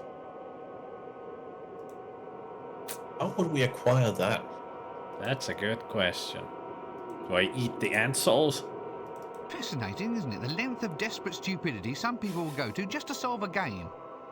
Okay, I don't eat the honey. Which book was it that he visited the wizard uni, the Unsea University? Death. Albert. I think that. Oh, Albert. That's a good question. Or Death. I don't remember them visiting UU other than in Hogfather. Hmm.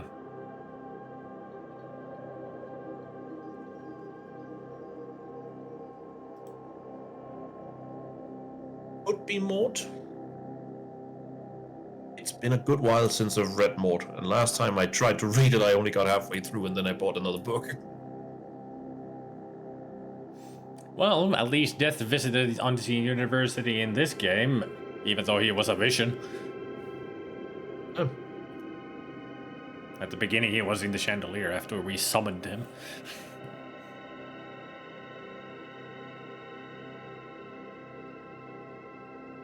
Oh, I don't think even... yeah, Albert's a wizard. He didn't want to die. Huh. All right. That's why he made That's why he made a pact with Death and became his manservant. That I did not know, that he was a wizard. Don't remember where we get to learn that, but I think he mentions it in Hogfather, but I might be wrong.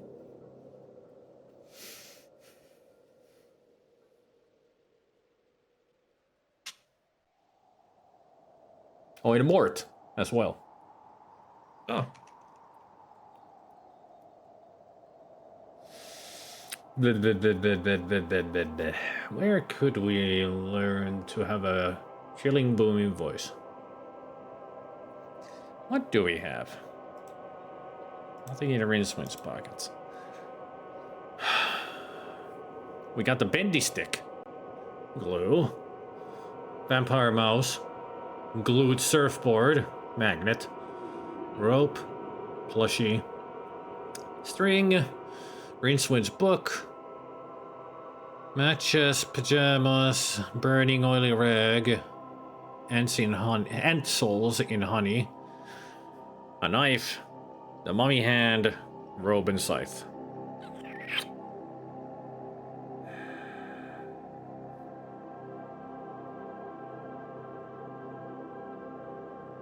Oh, wait.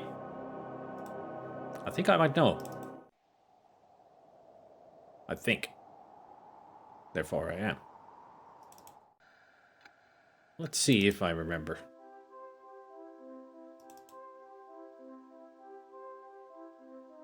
Ah, it's too hot to I bother think with. you might be right, Anakin. Yeah, it might be bored.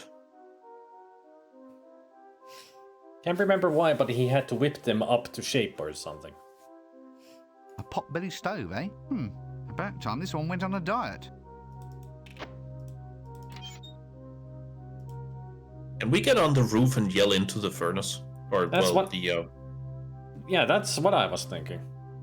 That it has to something to do with the stove. I have an idea. Rope. I shouldn't be trying to burn things. Well, you never know. I may be able to pawn them if you ever finish this game. Use the rope on the boomerang. You know, I think I've seen this in the clickies. Yeah. Now we got a boomerang. Apparently. And that's how you get onto the roof, at least. Ah, there's the chimney. A chimney? How very odd. Does Death actually need a nice toasty fire of an evening? For that matter, is it ever evening here? You should be asking, is it ever morning here? Anakin, that's Reaper Man. That's where all the life force starts, cropping up everywhere, and it generates that maul. Here we go. What a throw. It's a boomerang. What do you expect?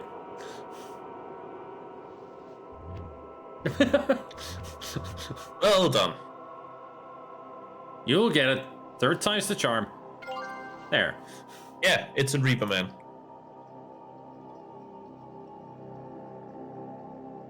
I can't imagine there's much of a view. What exactly do you hope to see in the domain of Death? Time to go up and give him a booming, chilling voice.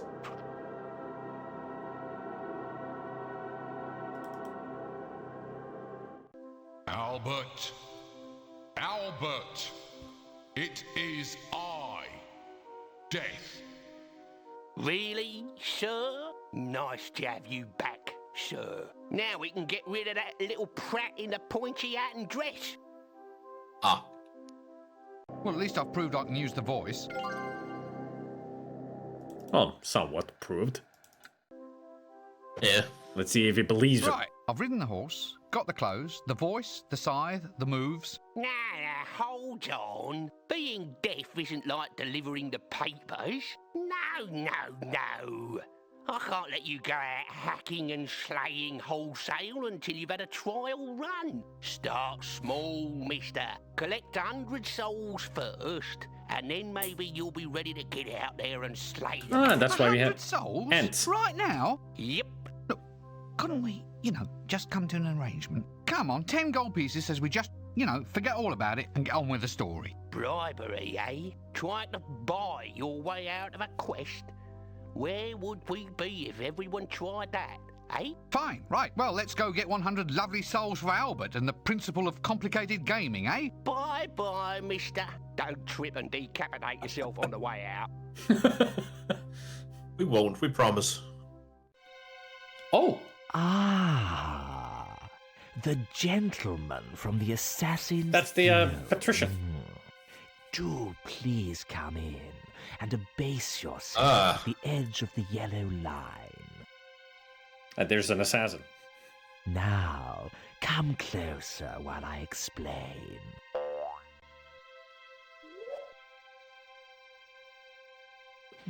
Not that close. Not that close. Oh, sorry. Now look, I want someone removed. A potential troublemaker, somebody who's become too I wonder who he's popular talking for about. his, or should I say, my good. And there has to be no way of connecting myself with his demise. Say no more, sir. Say no more. We shall strike like the subtle hand of doom, leaving nothing but weeping in our wake. For you see, we are the night. You are? I thought you were the Assassin's Guild. Ah, well, we are the Assassin's Guild, but we are also the night. So, in fact, you're that period of the diurnal rhythm defined by darkness, are you? So, nighttime thefts, muggings, murders, and overnight cart parking in restricted zones. We can just start billing the Assassin's Guild directly, can we? No more fussing about with tax collectors and fines. What? But just because we are the night doesn't mean that we're responsible for the night. Well, if you are it, then you have to control it. And if you control it, then you're responsible for it. This seems eminently sensible. I have a few thousand unpaid bills we can send your way by tomorrow. No. Now look. All right. We aren't the night, but we are of the night. Of. So we are an integral part of the night, without assuming any controlling or otherwise responsible position. So, whereas we can assume custodianship of unpaid bills, this will only be as a storage facility, a favor to you, my lord, until we find someone who utterly encompasses all aspects of the night, whereupon we can pass the bills on to him. Oh, very well.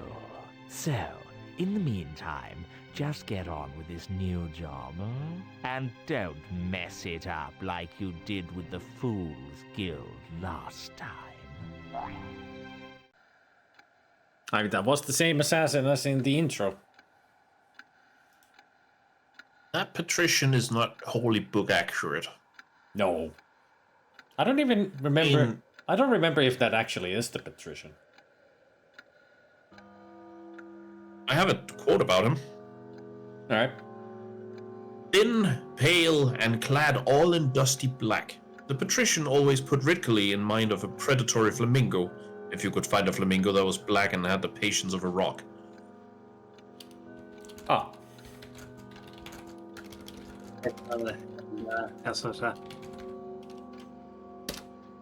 Hey, Astriel. That's Astriel who has suddenly arrived.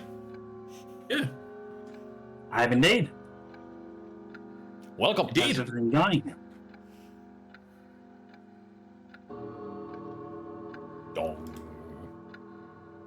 Yeah, I was about to say that the patrician, part of it is the overall look, and the other part is I don't think Rob Brydon is nailing his accent.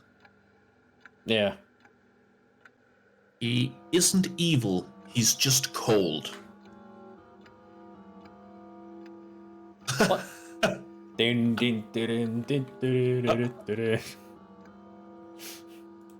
I'm actually wondering why it's a called Discworld. Because it's a world on a disc. On top of elephants that are on top of a giant space turtle. Flat. And flat, yeah. Right, that makes sense. Yep.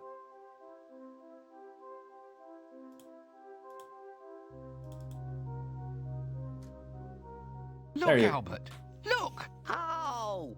Every time I saw the title, I imagined a discus. I just No, Albert. I mean, I've managed to collect 100 souls. then when Spider-Man would bring it up and stream it, I'm like, that's not what I imagined.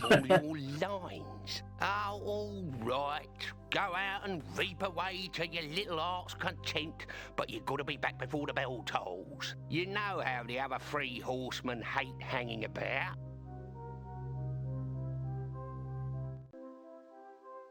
There. Sometime later. Rincewind is death. There you go. Finally get to play with the executive toy.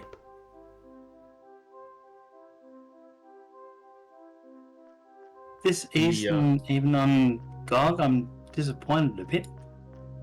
Kinda, yeah. Oh, there you are, sir. And quite the part. I'm guessing that Spider-Man Y has an original Your very first. boxed copy, I mean. What's this? It's a lifetimer hourglass. It counts off the. No judging here if he doesn't, of course. Life. As you can see, it's almost empty. Perhaps it's time for you to put down your milky tea and actually do some work. All right. I'm going. Who does this hourglass belong to then? Oh, you'll find out. I think you'll find him quite easy to spot in a crowd. Oh. We get the same intro as death. Just Rincewind now. Oh, the socks. Ah, there he goes. Whee! He forgot the glue.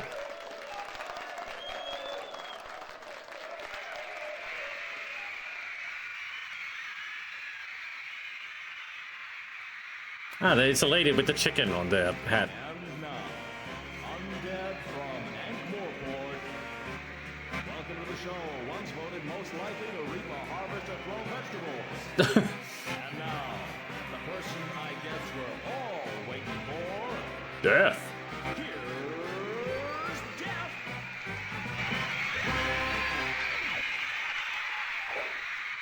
Whoa. Yeah. All right. Thank you, ladies and gentlemen. You're a beautiful audience, if somewhat stupid. Ah, it's so good to see people who are upright and breathing. Of course, you know why my old job was always so hard. I only had a skeleton staff. Wow, Death's making jokes.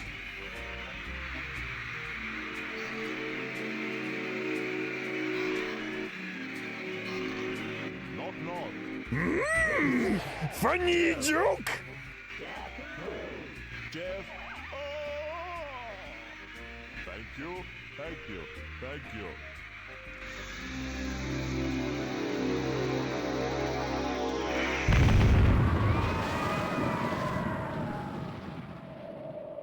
No, not the hat. Oh, you've heard that one, eh?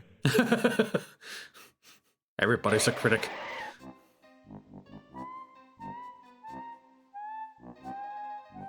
Alas, poor Death. I knew him, Horatio, a man of infinite jest. Well, not exactly infinite. I didn't think I was doing too badly.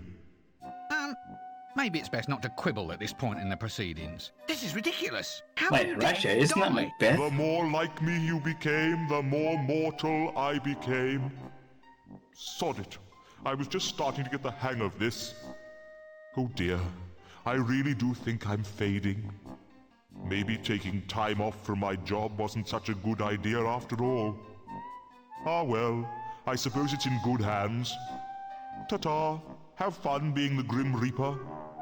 Grim Reaper? What do you mean, Grim Reaper? Well, if I'm gone, then the job's yours. Through all eternity. But I can't be the Grim Reaper.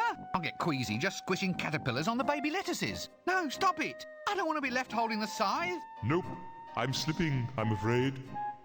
My time is running out.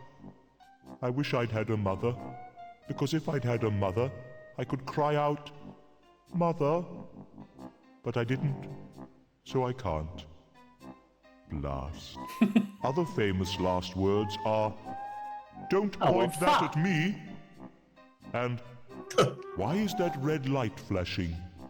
And, how does Dibbler make a profit on this stuff at 5 groats a bottle? Yeah, definitely famous last words. Now, Which one shall I use? Let me see now. Skeletons in here. We're getting raided. Just stay there, and I'll try to get you on your feet again. Oh, please. There, that's better for Rincewind. Hey there, Sharpie. Act 4. Hey, Sharpie. Also, now I can actually answer Simple Sweet's question. Millennium Hand and Shrimp is something Pratchett came up with after having listened to a lot of They Might Be Giants songs and then just taking various lyrics from various songs and mixing them up in a hat and drawing, pieces of paper. That's how he came up with the phrase. Of all bands, They Might Be Giants. Yes. Interesting. I think I only know one song of that band. And I have no idea what song. I can't remember a single song from They Might Be Giants that I might have heard. I bet I can Google one now, and I will Istanbul, recognize not Constantinople. Ah, yes. That song. And you're older than you've ever been, and now you're even older. Nah, it doesn't ring a bell. Ah, that's a shame. That's a great one. I'm looking at their major songs now, and yeah, it doesn't ring a bell. But I know the band, of course. Yep, we're on to Act 4. Yep, just started Act 4, which is the final act of the game, so we're kind of close to the end.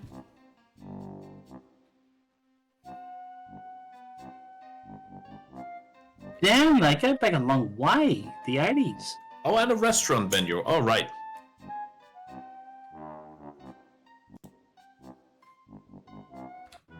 Damn it! I didn't want to restart. Of course. Dr. Worm, that's one I know. There we go. I mean, not that I really like that song, but Dr. Worm by They Might Be Giants. Yeah, I know that song. So, Hello, Sharpie, Dr. Worm. what were you up Interested to? in things, blah, blah, blah.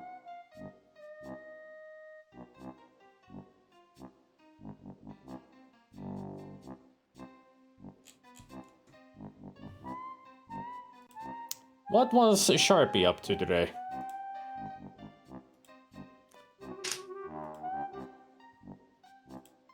Retro. Yes. I'm just wondering which Sega game.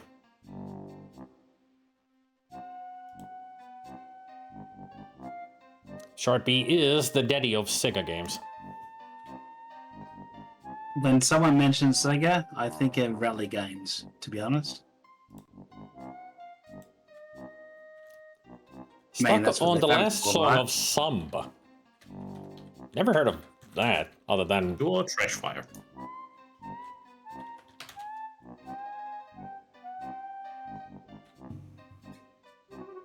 Samba de Amigo? Is that the game?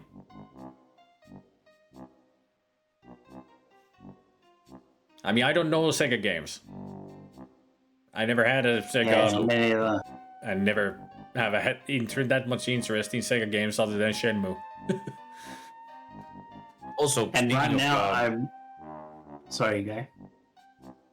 Speaking of They Might Be Giants, there's another reference to them in one of the books, Soul Music, which has a bunch of music-related references.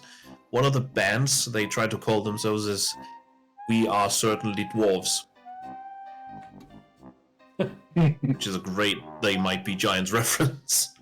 That's good. Oh yeah, the one with the maracas. Yeah, I've seen you play that. Yeah, it's a motion game. You have the motion controllers are maracas that came with the game, and you need to move them in a certain way as it shows on screen. A rhythm game. Basically, Maraca Hero. Yeah, a rhythm game. Great.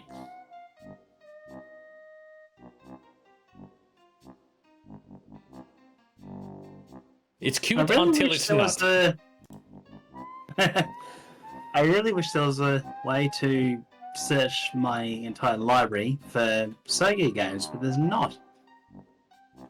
I've got 1,600 titles in my library. There's no way to do that.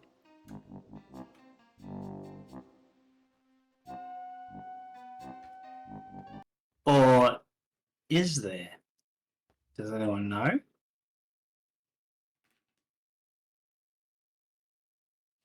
No idea. I'm going to Google it.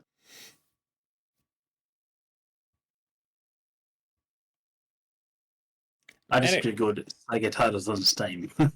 Anyway, if there's still any of the raiders out there, hi, I'm Spider-Man. I play a lot of retro games. With me in the chat, in the voice is The Voice, as in Eselta and Astral.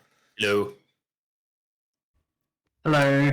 And also, you just came at the time when we are taking a break from the game. As in, it's Soy Bunch time, which is our inside joke of dinner time. So now we're just gonna relax and listen to some music and look at cute cartoon kitty cats for a moment.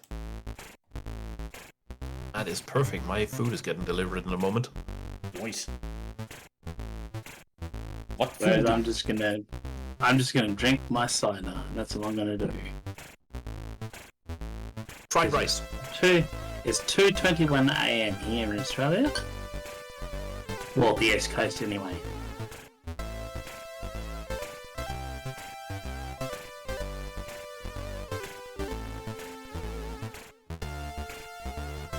Chicken fried rice and a side of chicken satay. Is what I'm having. Oh, that sounds awesome.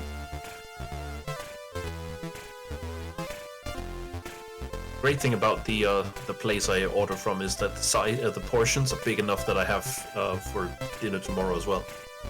Nice. Oh, nice. Yep. There's Gabriel. I had what's called chicken bocconcini, a type of chicken marinade with some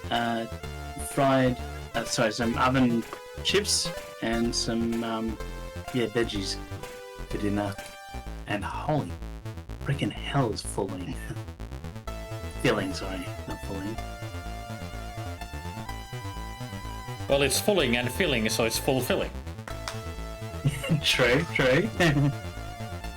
Yeah, I saw that news too, as the same news earlier, Gabriel, on Discord. That they finally caught a glimpse of the colossal squid. Yeah, on Discord earlier. Yeah, the same news. Isn't the colossal squid the same one that I think the Japanese or someone brought to the surface, and as soon as they did, it died? And that was the only time at that time that anyone had seen it, if I'm not mistaken. Don't know. Maybe it's the same. Yeah, I'm pretty sure it is. I might be wrong, but yeah, anyway.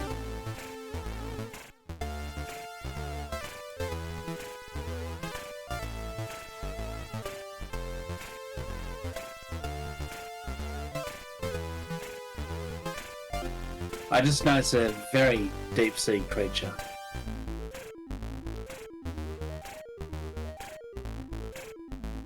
Yeah, so far we have only seen them as a dead, the colossal squid, but now they have finally caught them alive.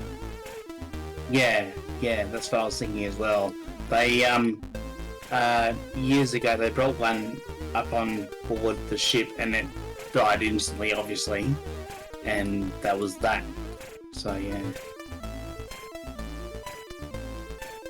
That's also amazing. That's awesome.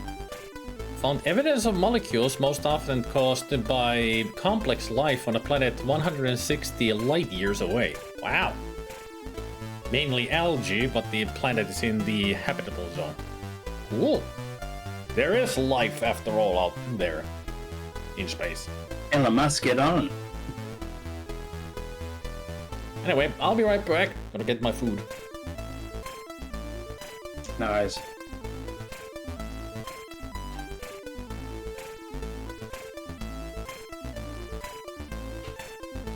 I googled Sega titles on Steam, and it came up with the best Sega Steam PC games you need to play. The top one is Total War Warhammer 2. That's not what I was thinking of.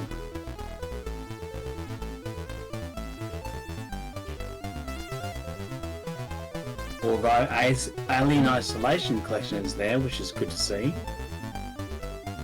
I didn't realise that was by Sega.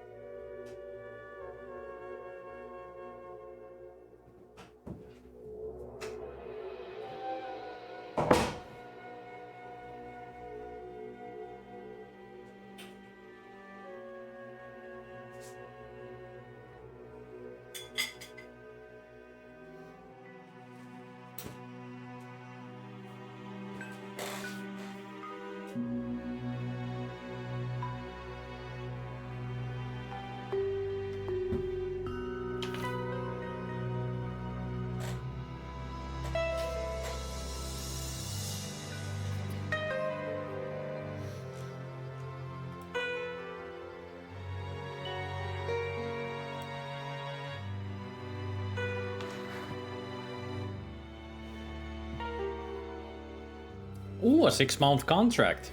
Like it won't be around much during the summer. Aw, we're gonna miss you, Bennigan, but hey, glad that you got a job. Nice.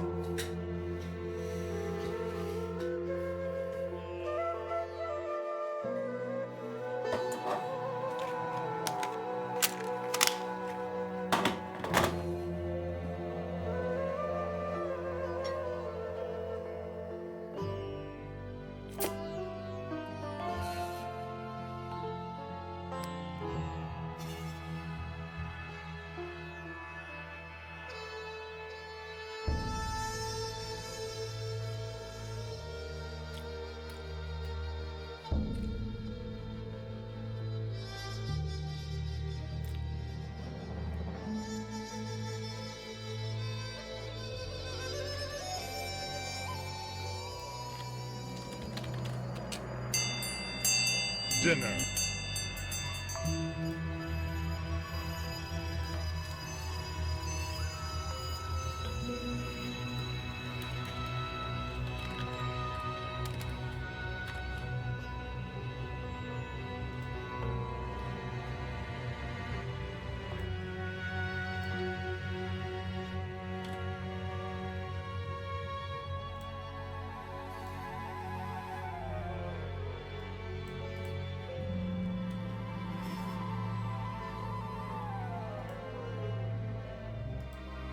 Danke.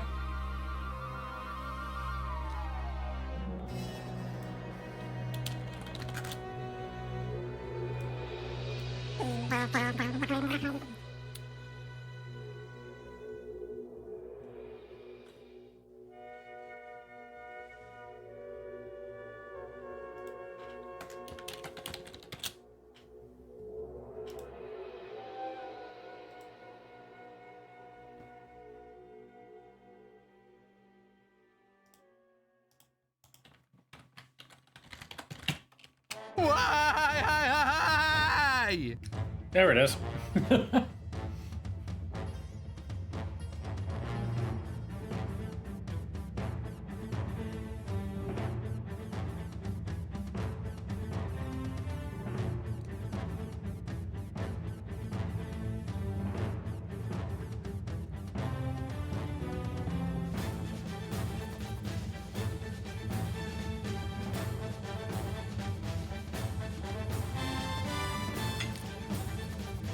There we are. I have food. I just made the Rincewind sound effect. Oh, nice.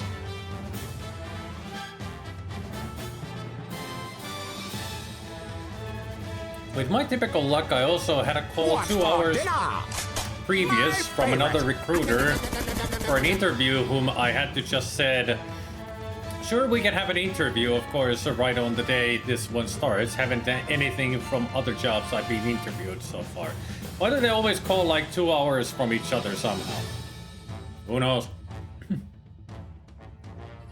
I just came back from getting something and the first thing I heard was Perfect.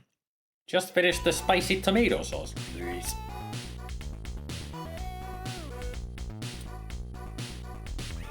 Does Pro Patria Finlandia mean anything in Finnish? Well, Pro Patria is land. Yeah, it means for the pretty much it's just for Finland. For the fatherland of Finland, or Finlandia.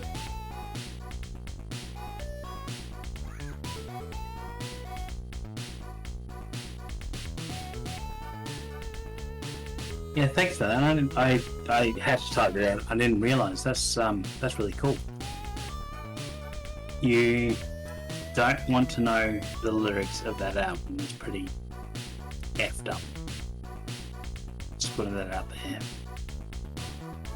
Although we have a band here in Australia called what are they called? I don't know.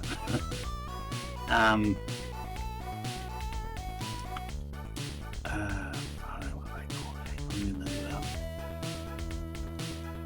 Intense Hemorrhage, that's their name. Intense Hemorrhage. Their lyrics were so messed up that I don't know how the authorities caught onto them, or how the border patrol whatever caught onto them. But anyway, they apparently slashed open the package that contained the imported CDs. They got a hold of the CDs. They looked into the lyrics, and from that, they confiscated the whole thing because, to put it simply, there were some.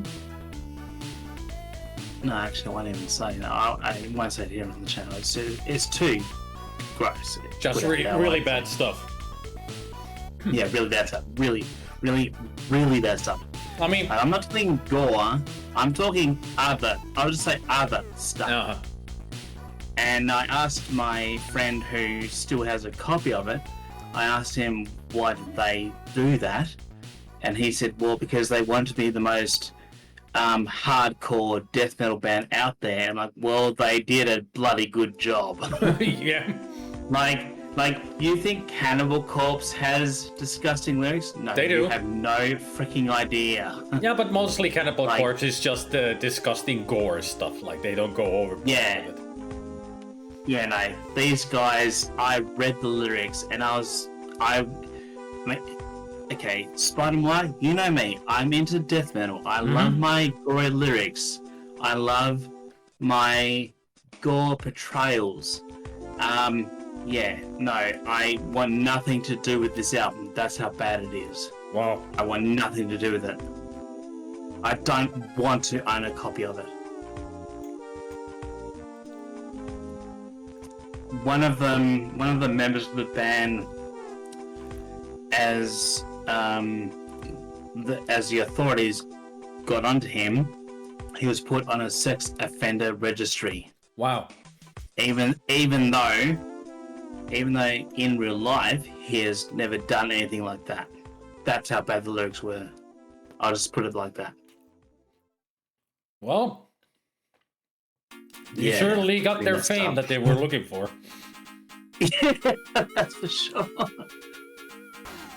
But I've got to say though, I mean, I know of the guys in real life, and they're all top blokes. They just wanted to play some death metal. That's all. But yeah, I gotta say, no. Just those lyrics, no.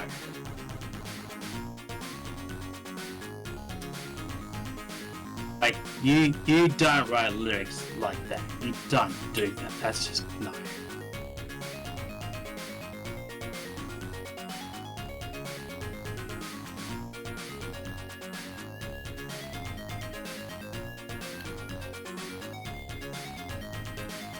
Ei oo HK-sinistä, tää on kotimaista uunilenkki.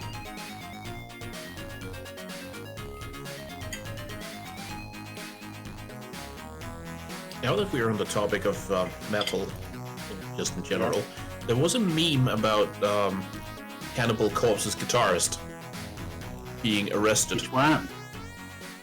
I can't remember the name. They've had multiple guitarists, but what was the charge? Do you know? By any chance? Pat O'Brien. Pat O'Brien. Oh, was the one. Oh, really? Yeah, he was arrested for possessing more than 80 firearms and 3 skulls in his home. Oh, is that all?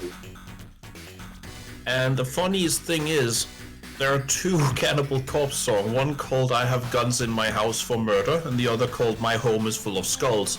I mean, we really should have seen the signs.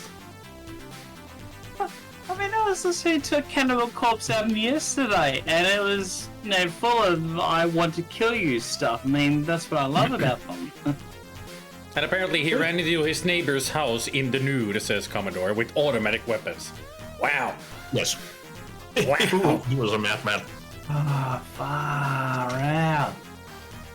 So I just know that Pat O'Brien was a respected member of Cannibal Corpse. He was like a good guitarist, I know that much. But yeah. Wow. I forgot that the Cannibal Corpse singer, some stage name is Corpse Grinder. Yeah, Corpse Grinder, yeah. He's a really good vocalist. He's awesome. A real name, George Fisher. I can see why he wants to go with Corpse Grinder. I have no idea where he got the nickname from, but every time I tell my metalhead friends about him, obviously I refer to him as Corpse Grinder because everyone knows who he is. Yeah. I mean, he's got a very unique voice. For sure. And the funny thing is, I've noticed I've got a DVD of theirs, and when he talks in between songs, like he announces the next song, he does it in a kind of a manly sort of overtoned voice, like, this time we're going to do a verse. Now, he talks like that. In real life, he doesn't talk like that at all. On the documentary Metal Headbanger's Journey, he just talks into the mic like the usual. Like he's got a really sort of husky sort of voice. Doesn't talk like that at all. It's like, oh yeah, we did this, blah blah blah. I'm like, oh okay, sounds completely different. But I do love the fact that he puts on this really like deep voice for when he's announcing songs live. I think it's a brilliant thing that he does. I mean, Corey Taylor kind of does the same thing. Mm-hmm. When you hear them live, they don't. He doesn't really sound like he does in interviews. Yeah. Yeah. It's all stage performance, so it works. Oh yeah, for sure. Yeah, and yeah, it does. It does works.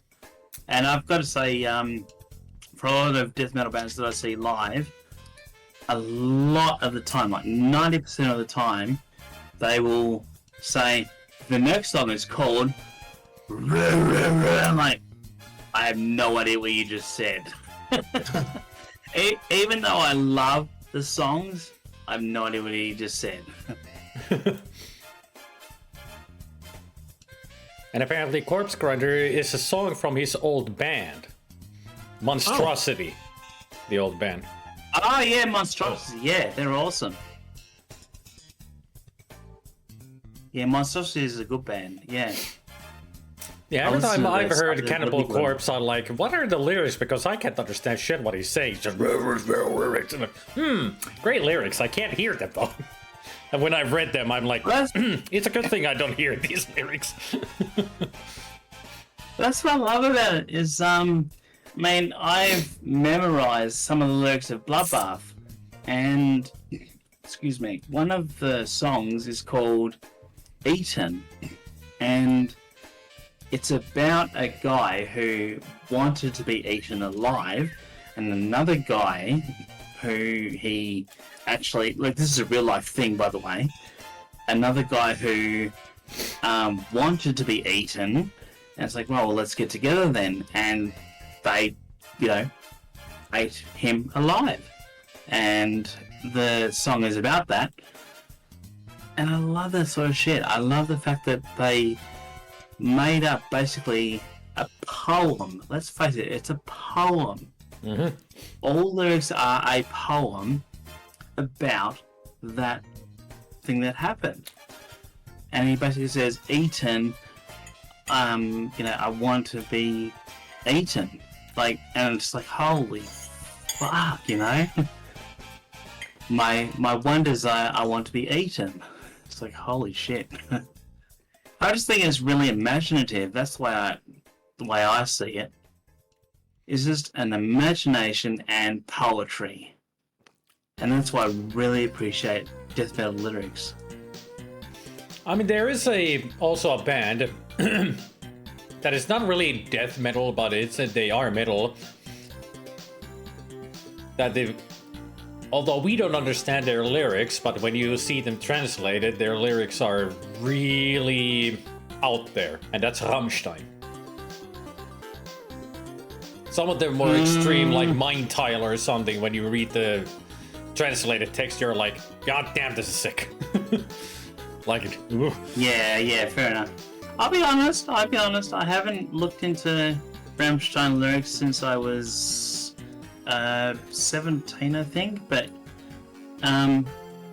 Rammstein's not too bad. Yeah, industrial metal. I disagree. Rammstein is industrial rock, in my opinion. Industrial metal would be Fear Factory. Yeah, they're not really metal. Opinion. Yeah. I mean, they have a heavy sound, but it's more like hard rock.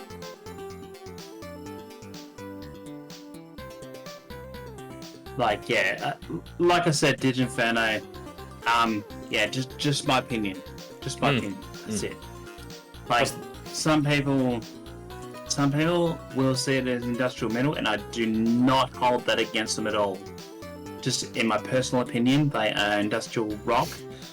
And what I see as industrial metal would be more like, I mean, I've heard Fear Factory, obviously, and other bands that sound like Fear Factory. And that, to me, is industrial metal. Yeah. Yeah. And also, not to say that there's nothing wrong with Rammstein. I've got a Rammstein album. I've got Sehnsucht in my collection. I like Rammstein. Mm-hmm. I just personally don't consider them metal. I know they do have a metal sound because of the guitars. Yeah, they definitely have a metal sound. But you could say the same about Korn, for example. They have the same sort of sound when it comes to their guitars, but in my opinion, that's not quite metal. It has a what do you call it? It has an element of metal. Mm-hmm. But just because you have one element doesn't necessarily make it metal. Yeah. If you know what I mean. Yeah, it's only an element in their music, but it's not the really metal music that they make. I saw one music streaming service had classified Queen as metal. So by that standard, I think Rammstein is metal. Queen That's fair enough. metal. That's fair enough. Yes. Yeah. Yes. Yeah. Seriously. Okay. Also, I have a. Sorry, you go. Yeah, before Zabek left, he said that Hammer Smashed Face's fave song. I mean, I enjoy Cannibal Corpse's Hammer Smashed Face a lot. I sometimes have done karaoke nights before movie nights, as in I sing songs for people to listen to, and I've actually have sung Hammer Smashed Face. Kind of killed my throat because I was trying to do the growling voice.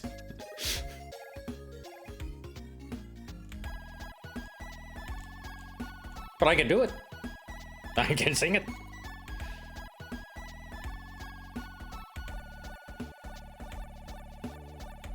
Although it's not really singing, it's just growling. I mean, I still think the best you've ever done in one of those karaoke nights is Vicinity of Obscenity. I mean, you can never go wrong with System of a Down. Oh, fuck off. I'm joking. Each to their own, big time. That was just the perfect timing. It was, I'm sorry. I was also typing out something at the same time in chat. I didn't, oh fuck, what happened there? I mean, Vicinity of Obscenity is, it's a hard song to sing. Because it's fast tempo. And also it's weird. What I was halfway through typing out was the way that I see, and look, I know this sounds elitist, but it really is the way to see whether people know their metal or not. And there's nothing wrong with liking Mudvayne and Slipknot, etc. There's nothing wrong with that. But please don't call yourself a metalhead for listening to those bands. Please don't, because you're not. If you haven't heard of the band Carcass, if right now you're wondering who's Carcass, you're not a real metalhead. Simple as that. That's the way I put it. That's the way I would put it. Like, every metalhead that I've ever known, whether they're into black metal, whether they're into doom metal, whether they're into new wave of heavy metal such as Iron Maiden, every single metalhead knows who Carcass is. And if you don't, then you might want to listen to them. If all you listen to is Mudvayne and Slipknot, okay, you like heavy music, but please don't call yourself a metalhead, because you're not. I know that sounds harsh, but come on. If you like those bands, that's fucking cool as shit. That's really cool. But please do yourself a favour and listen to some Carcass. It will blow your mind away. Big time. And I just realised that sounds like gatekeeping big time. I didn't mean to be gatekeeping at all. But every metalhead knows who Carcass is. Every metalhead knows who Creator is. And yeah, I mean, I I don't mind a bit of Slipknot here and there. To be honest, I don't mind a bit of Rammstein. Excuse me. Yeah, that's the word.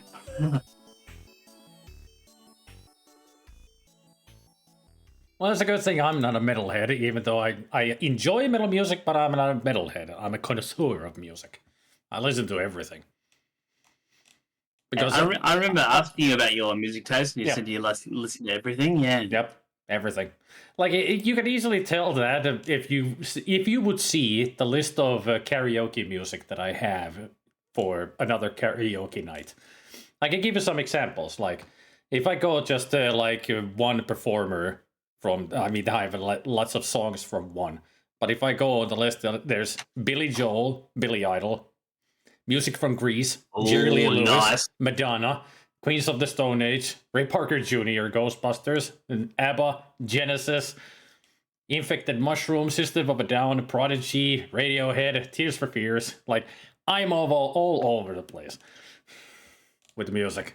9 Inch Nails, right there, Beatles, Duran Duran, and of course, Queen. I'm all about 80s and 90s and even earlier music. I don't listen to that much of 2000s music. I'm old school in music, in some ways. There are only a few bands from the 2000s that I listen to, and those are like System of a Down, Avenged Sevenfold. Trying to think of bands from the 2000s that I listen to is hard. It's funny. I've heard of a lot of people who listen to Avenged Sevenfold, right? And I finally sat down and listened to them, thinking, yeah, let's give them a chance. Thinking every supposed metalhead listens to these guys. And I heard some really good punk.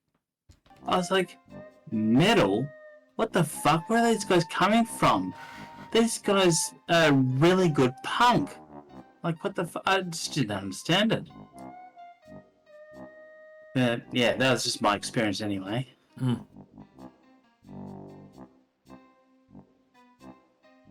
And when it comes to punk music, I back in there pretty much listened to Green Day and Offspring.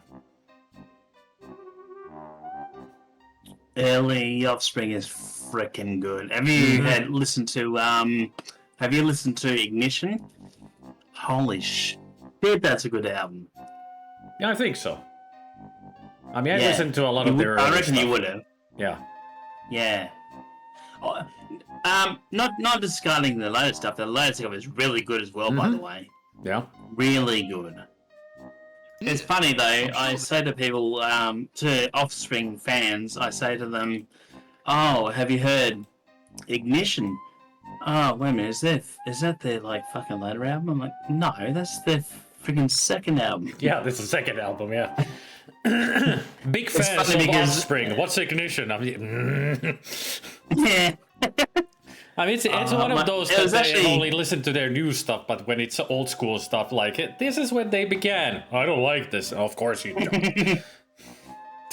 I remember when CD shops were a thing, and I went into a CD shop, and I saw their first album, like, I think it was self-titled, I can't remember.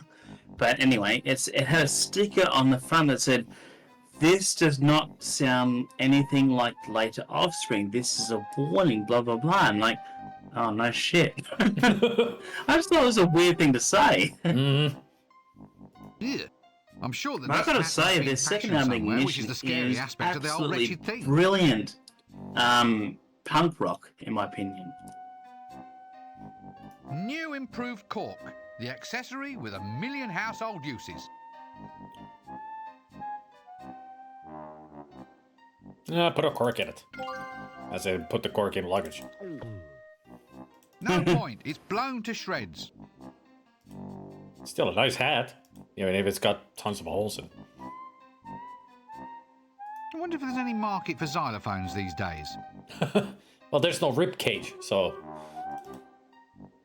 I better leave his bones alone. At least until the men in white coats have chalked around them. But yeah, that's my test. When it comes to people who say they're metalheads, have you heard of Carcass? But he might make Man, someone a damn it hasn't fine desk happened ornament. yet, thankfully. But I'm going. I have met people.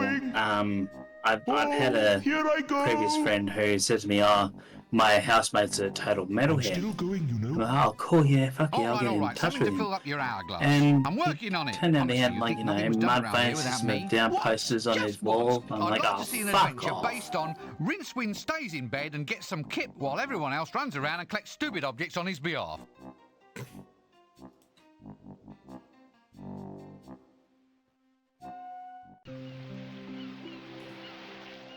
And on the other hand, I've got a mate of mine who's totally into Korn, absolutely loves them, has met one of the guitarists, if I remember correctly. But at the same time, he's into... he knows Psychroptic, he loves Diada's Murder, he loves all the good metal bands. And I've got nothing against Korn at all. I've got some Korn albums myself from back in the day. They're not good. They're not that good players, but decent songs though.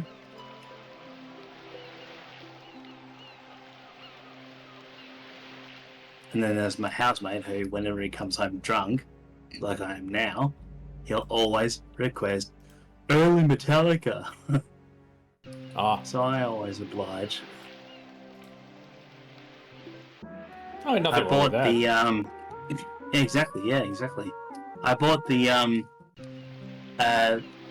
first albums up until the Black Album from Obviously, where the hell is ours Walmart hanging in out? America when I went there. Because they were $9 each. I was like, fuck it, let's grab them all. I sure hope it's not one of those Mirage things. Jelly Baby, good name. I wonder if it My describes the place closest or the friend people. likes Metallica's latest pointy. Seven What possible use can they Seasons, be? and I'm not that much of a fan. There's not really much you Yeah, can me say about neither. a cartwheel in the desert. I've listened to it twice, and yeah, so you go. It's pretty much after Saint Anger, it's where Metallica's material started to go downwards. Well, I wouldn't put it down to that level because Saint Anger, as far as I know, intentionally had no solos, but except for the first song and what the fuck's the other one? There's a song that sounds like their first album, which I really like. And the rest of the album is crap, in my opinion. Just in my opinion. I mean, I kind of like Saint Anger. They tried a different style and it kind of worked, but yeah, there was that one song that was like their old school music, but I can't remember it either. Most of the complaints were the drum mix, and there is actually a copy of the album with a new drum mix, which does sound better, but it still refrains from doing solos. Yeah. But the song that I was thinking of from the last album was Lux Eternus, I think it's called. And it sounds like their first album, and I think, in my opinion, it's brilliant. But none of the rest of the album sounds like that. Yeah. So basically, the first song is all out thrash, and a few songs down you got Lux Eternus, which sounds like their first album, and then the rest, in my opinion, is meh.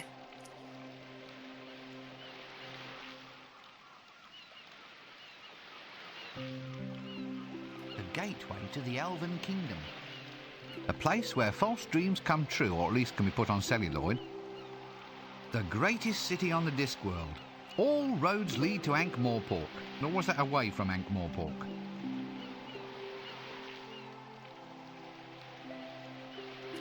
Is the voice still there? I think I lost it. A folk festival for death. Whatever will they think of next? Would you go to Bone Stock? Bones. That actually sounds awesome. A festival for death.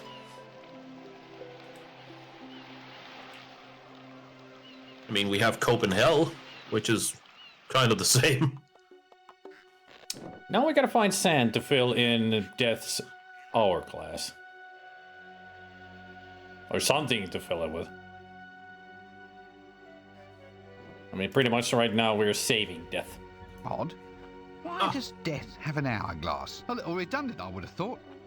I'm sure that the hourglass appeared when Death became mortal. As it stopped being death. Yeah, at least took on the mortal side, at least. Yeah. Oh, we got a new character.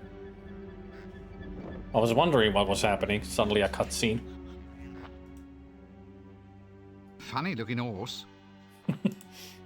It's a gerbil, not a horse. Oh, Commodore, I might know them, since we're from the same plane of existence. I mean, Apparently. Oh, oh. I'm in the mood for frogs. Frogs? Yeah, Ugh. frogs are the things I've been thinking of. But they're so small and green, and their rain. I forgot that we sent Casanunda in here. this crazy Casanunda's house of love. Oh. Ooh, much better. Yes, yes. Ooh, I like this one. Quite right. Plenty enough to go around. How'd you cook it? Huh? Sage and onions? Sage and onions. In the middle of the desert. Oh, What's turmeric, in onions? rose water and onions then. Come on. Yes. Turmeric, rose water, and onions. That's better than sage. Well, there goes Casanunda. I'd watch This what needs happens to be next. turned I'll into a probably be meta here for song. days. Am I right? I'm right.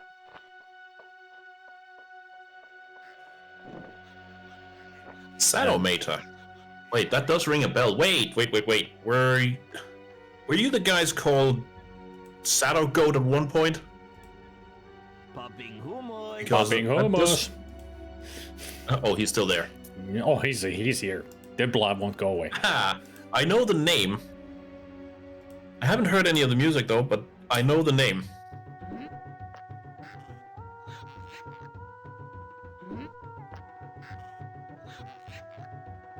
Sage and onions. Alright, and onions.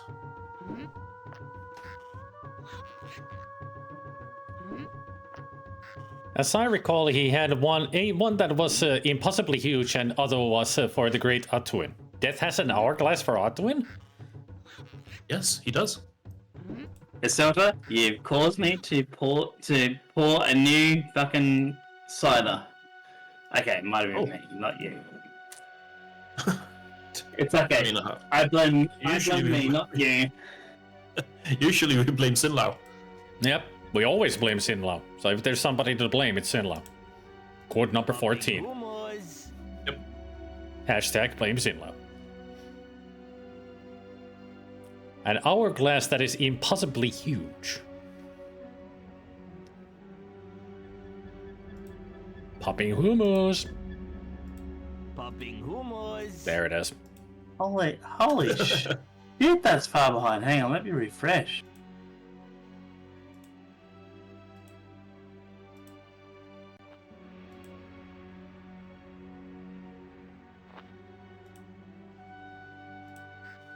This stream was about 20 seconds behind before. Hopefully it's caught up now. And of course, as with strange eons, even death made no Lovecraft. Kitchen rail. It's a piece of wood. What do Here. you want? A speech?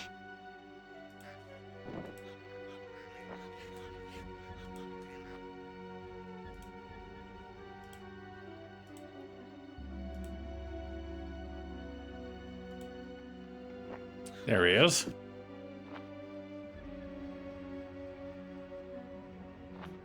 I wonder who this guy is. And where does he go?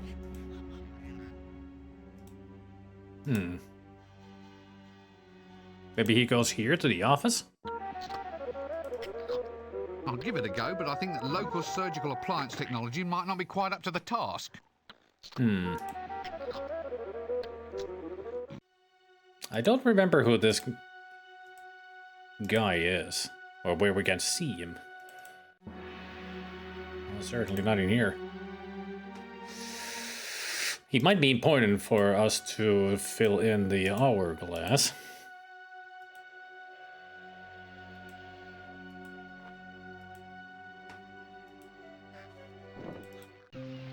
My experience with the metal is mostly limited to Finnish rock and big ones like Iron Maiden and Metallica. Mine too, but I have learned many bands from my friend who is a kind of a metalhead. Listens to all kinds of grind, death, black, and whatever subgenres you can think of metal. I mean, he's the one who made me realize that there's more to metal than just Metallica and Megadeth. Like Iniquity and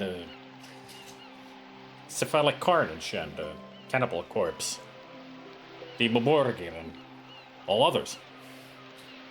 Yeah, of all the people here listening to metal, I might be outnumbered. I don't like Metallica. Understandable. Understandable. I'm joking. Yeah, totally understandable. I'm joking. It's just not interesting to me. Silver, for quite a number of years, I did not like Metallica at all. Not one little bit.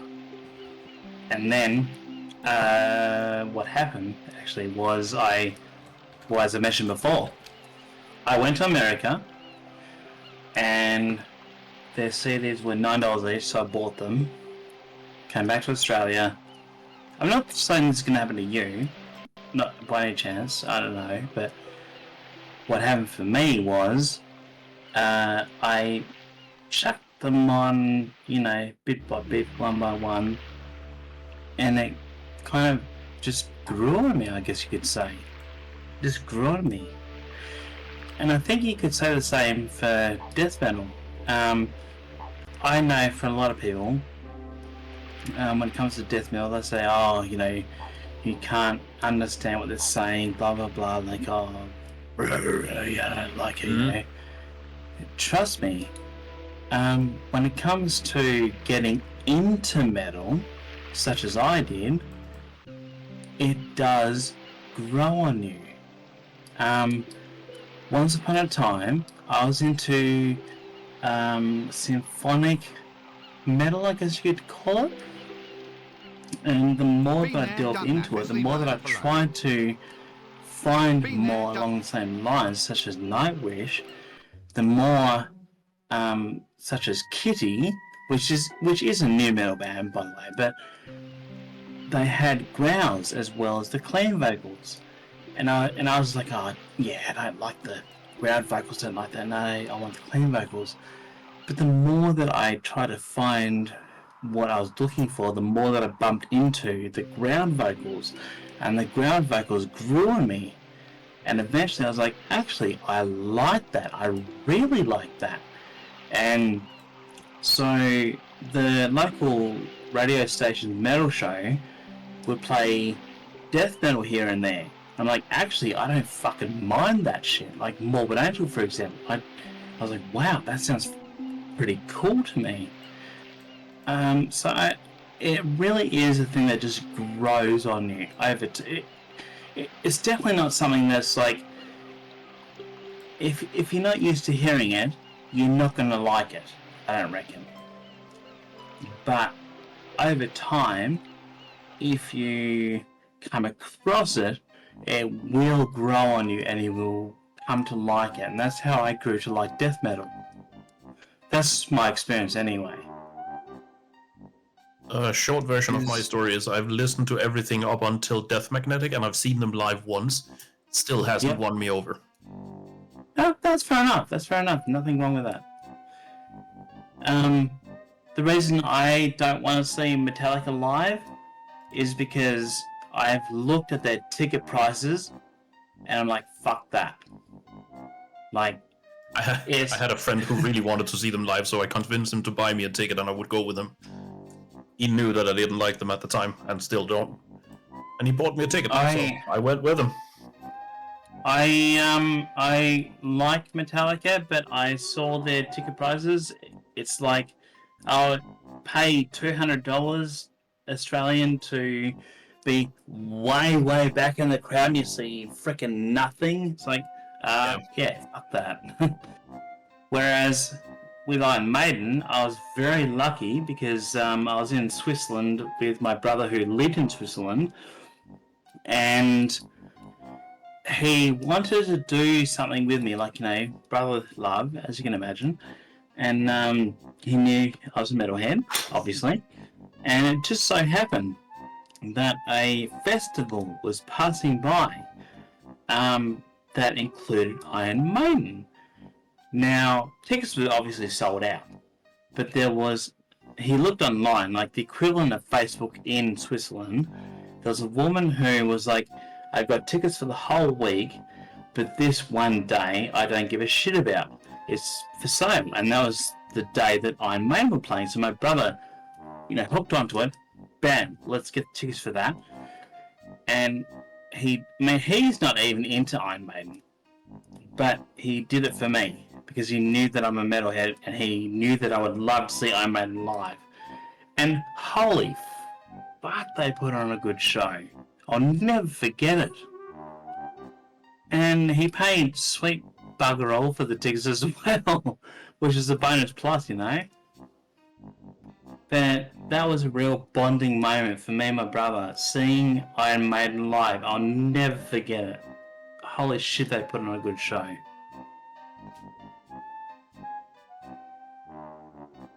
Spidey, remind me later that I have something funny to tell you that is vaguely metal adjacent and something that I know you will enjoy. Okay.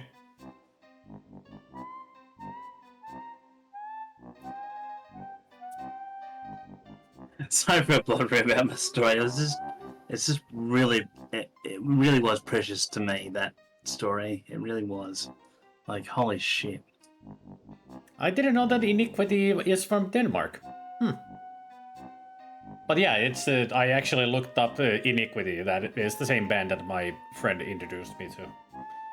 Oh, cool. Now I'm going to look them up. And also I saw Sweet say, not to be an ass by the way, but are we perhaps derailing away a bit from the game? Yeah.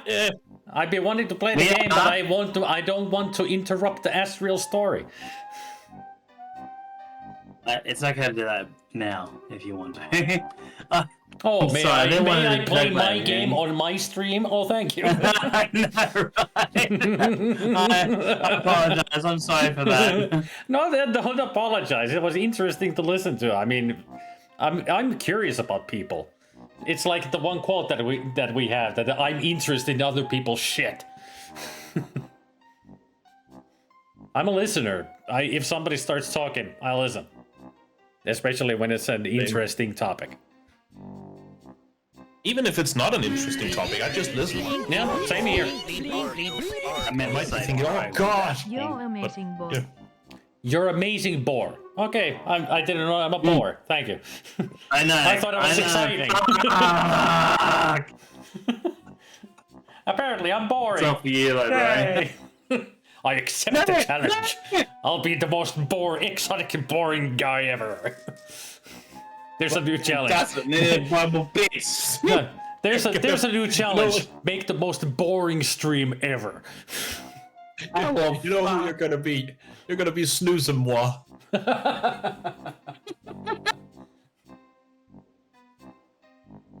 And in case you need an alter ego, you'd be Snooze and Few, naturally. No, it would be Spit and Snooze. With the Y and the U instead of two O's. Yep. Snooze. I keep boots and one again. I just get my fun off. It doesn't have any. There's only one thing for it, Astral. You just have to flee. Nope. Guess they aren't attracted. You know, when I was looking at the inventory here, I realized something. We haven't used the magnet for anything. No. I took it from the Unseen University and we still haven't found a place to use it. I'll put a cork in it. Well, that won't restore his life. We can put a cork in him. Odd. Why does Death have an hourglass? A little redundant, I would have thought. And you use Guys, there was one time I saw my name, right?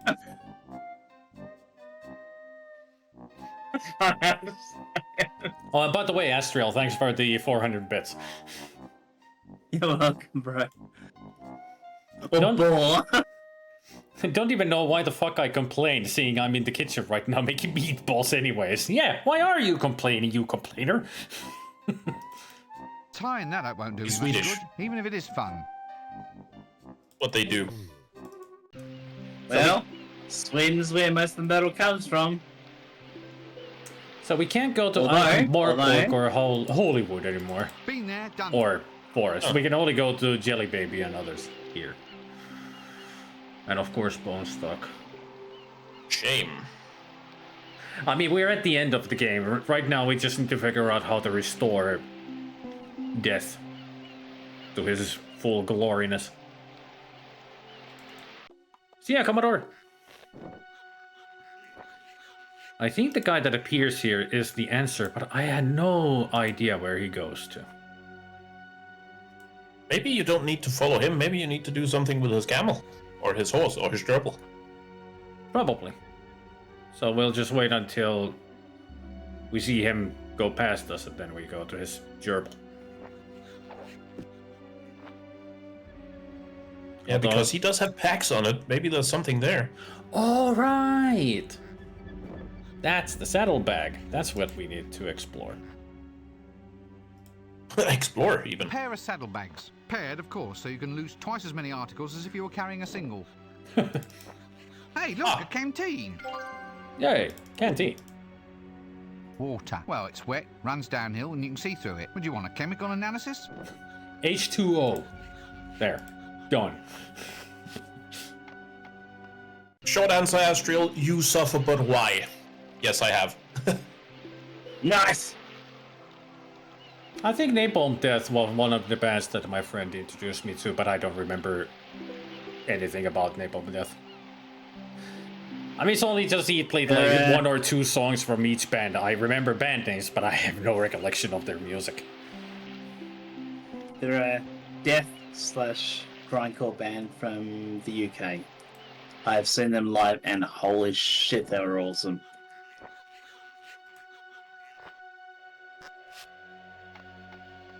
I think we need to go to the Oasis. Come on, luggage. Fill the canteen. It already has My water in it. wallpaper just changed again, and I'm very happy with it. I'm just putting it out there. It doesn't have anywhere to plug the cork in. I have my, I have a program that changes my wallpaper every hour, and it's based on a bunch of photos downloaded from pexel.com, PEXEL.com. They have amazing photos for wallpapers. By the way, Zelda. Yeah. Remember when Rincewind was wondering what if you put water in an hourglass? Yep. I doubt that adding water will make that grow. Cutting that won't help me. Can we use the magnet on it? Nope. Guess they aren't. I meant the hourglass. Nope. Guess they aren't attracted.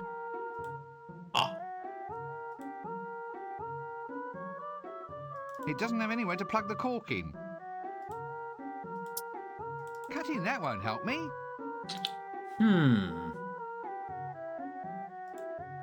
Setting fire to that won't help.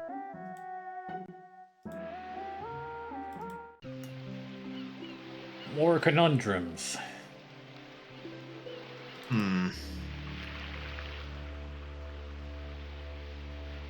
Oi, you got anything new? Nope. I'll be seeing you then. Yeah, see you later, mate. Currently, my background is a zombie wandering in some abandoned parking area from Dying Light 2. I mean, when I bought Dying Light 2, I got a bunch of goodies with it, which is tons of wallpaper pictures to use for desktop. Lots of cool pictures. I don't wrong with pixels. I don't think you were wrong. It's pixels, not pixel. Mine is a picture from the Swedish artist Simon Stålenhag. If anybody knows who that is. I doubt that adding water will make that grow. What could we make grow? What is there that we can make grow? Maybe we can make death grow? Try. I doubt that adding water will make that grow. Thank you for walking all the way over here and saying that. And apparently, death cannot drink the water.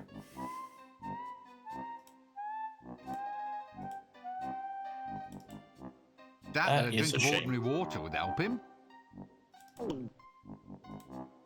Especially when he's just a skull. There's no point showing him his own hourglass. It would only depress him even more. Wasn't there a fountain somewhere? Fountain. I mean, I'm not remembering.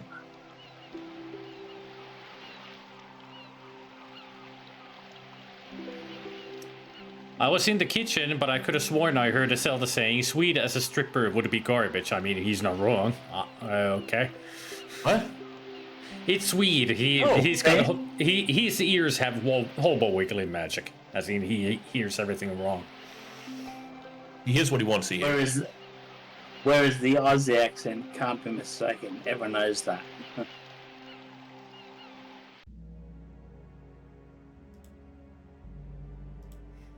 I mean, hobo wiggling magic is an inside joke with me and my friend because we watch a lot of bad movies and sometimes their sound quality is bad.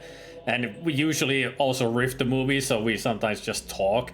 And at one point, I can't remember the movie, that there was like a scene of them driving and the sound quality was really bad. And I think it was me who heard it really wrong and I thought the guy said hobo wiggling magic. And that's where we came up, like, when we hear something wrong in a movie, it's hobo wiggling magic. It's what our ears interpret what they say. Yeah. See, I never ever watch a movie unless I can have English subtitles. I doubt that adding water will make that grow.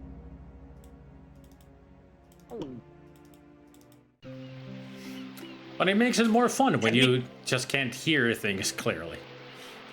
Hobo wiggling. Get the saddlebags from the.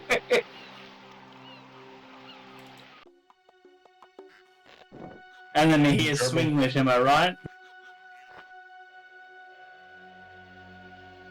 No, I've been told off from talking Danglish earlier.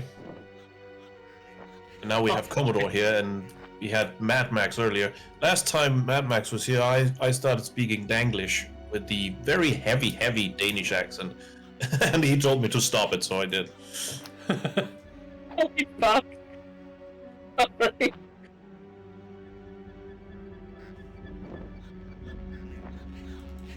Nothing Whereas inside. here in Australia, there's completely foreign to me something like that happening, but I'd love for that to happen to me, honestly. I better not fiddle with his camel. Hey, Spidey, can we give him something in the saddlebag, like maybe the magnet or something? How would putting that in his saddlebags what help you me? can have is give me someone from the mainland who doesn't talk Tasmanian. How would putting that in his saddlebags help me? How about the arm, just for fun? Oh, it is the right arm. Yeah. in Queensland, there are things they do say, like at the end of every sentence, they say "but" for no apparent reason. I have no idea why they say that. We got rid of the vultures. Oh, the vultures are following him. Seriously? Oh. He'll be like, "Oh, the vultures are following him," but it's like, "But what?" That's what Queenslanders sound like. They just say, "Yeah, they're following him, but what?" Fountain of Youth. Ooh. The Fountain of Youth, but there's no but. Not this time. I know. Well, tell a Queenslander that. Tell someone there from Queensland. They say "but" at the end of every sentence for no apparent reason. Well, maybe they're Welsh. It's the thing. True. Right, Iselda? Bat. Yes, but that's B-H-A-T. Bat. Bat. This place looks Which like a in good Welsh place is to also sleep. used as a term of endearment for some reason. Bat. A pedestal. I've always wanted to be placed on one of these. There's lots of sand in the bottom. The water is spurting up through a little hole in the base. Well, now I know where to use the cork. Yeah, I was about to say. Is there a Fountain of Youth in the books? I don't remember. There might be in one of them. Well, not anymore. Sand. Well, at least it's honest, crumbled up silica, not that dead polyp stuff from 4X. Dead polyp stuff. I need something to put it in first. How about an hourglass?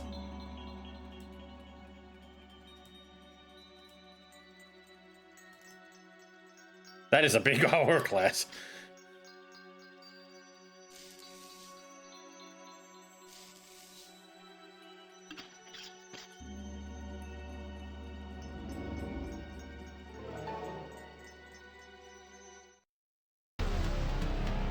Gratuitous 3DC. I wonder where this is taken from.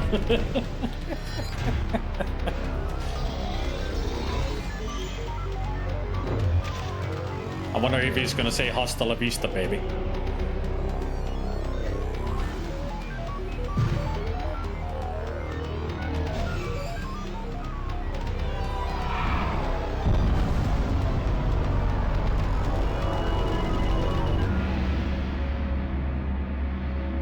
There, back to his old self.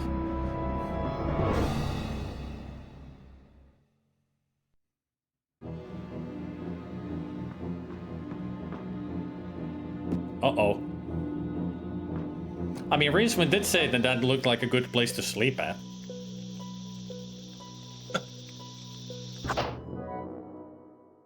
Save it by the scythe. Bye, assassin. Oh, damn. I forgot to shout 4.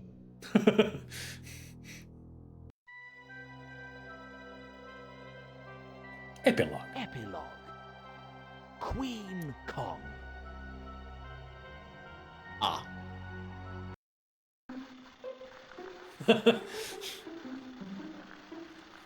Did Death take a selfie while Rincewind was sleeping? And... Fiend! No, that's Fiend! Yeah!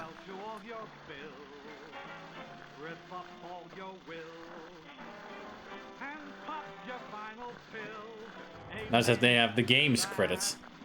That's the beginning credits. Yeah, I remember. Oh, they didn't like it. Oh. Chase the reel!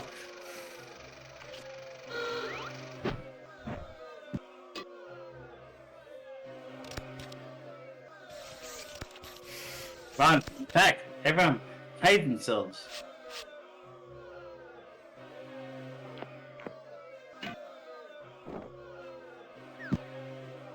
Meanwhile, I couldn't stop laughing myself when I went to the loo.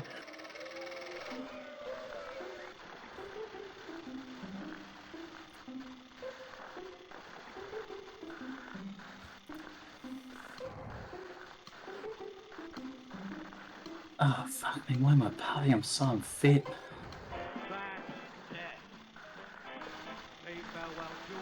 Yeah, I know. I'm fat. What of it? Well, that is good.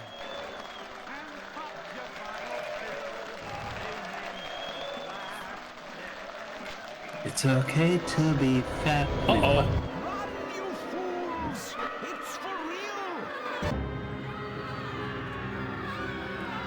There's our Queen Kong.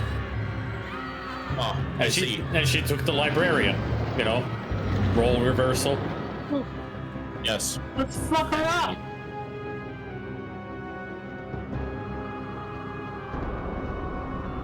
Oh, come on, Spartan One. Don't take that on the chin. No, fuck her up. Not a chimp, he's an orangutan. And don't say that he's a monkey because he'll pummel you. Yeah, he's an ape. I'm not sure whether they spent enough on the script for this movie. It seems to be all just special effects. Hmm?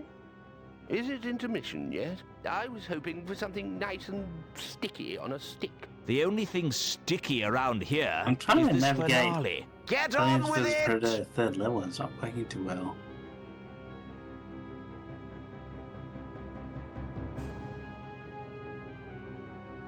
My old mate Dibbler. It Don't is worry, my it's fine, ultimate I'm aim to also convince watching him on to sell screen. himself off to the Got army the for on target the practice. screen. Oh, that would be great. Pretty Polly. Well, it's true. Even though I'm slurring her no. It's true. Sorry, got carried away again. And do it's hope just the Predator dog on fella's one okay up screen. there. Spider-Man Rescue on the him other soon. screen. Snappy for a ragman's trumpet. Millennium Hand and Shrimp. Yes, it is very romantic, isn't it? Oh, bugger it. Front the biscuit for a sneaky trouser. What? Front the biscuit for a sneaky trouser? You're just an old softy under that crust, aren't you? Of course, she is rather tall, but they do say size isn't important. Actually, She they do understands make what a beautiful pair. Follow Ron says. Bugger it. I mean, the librarian and the giant. Do you think we should rescue him, Dean? Well, I was just wondering if we might have to rescue her. Perhaps we'd better just let nature take its course? Got a horse, did you say? How's he going to get it up that tower with that big woman in the way? Undead, but still trying. Now, Granny isn't the sort who suffers fools gladly. As a suffering fool myself, I'll go along with it. Aha, a broom. I've heard of the theory behind them, of course, but there's usually bylaws against apprentice wizards using them. Also, just noticed that there's some elves in the crowd as well. Look at that lot, like a school of guppies at feeding time. I'll get confused talking to anybody in this game, let alone a crowd.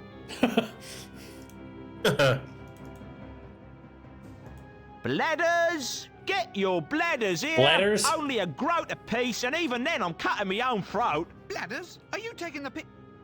Bladders? Bladders, my friend, a rustic forerunner of the more familiar rubber balloon, as enjoyed by children. Those kind of bladders. This is absolutely true. Who says computers aren't educational? I've got sheep bladders, vole bladders, moose bladders. You want a bladder? I'm your man. You know, I believe you. You can do other things besides blow 'em up, you know. Oh, dozens of uses a good bladder. Although, right now, I admit I can only think of one or two. One, really. Can we have your bladder? Animal bladders. That's right, Squire. There's toys for children. Wonderful idea, eh? Look, do you really think this is an appropriate part of an animal's offal to be touting about as a child's toy? Well, I suppose you're right, sir. But the stomach gets used for haggis and the intestines get used for sausage skins. Wait, brilliant. There's one bit no one ever uses.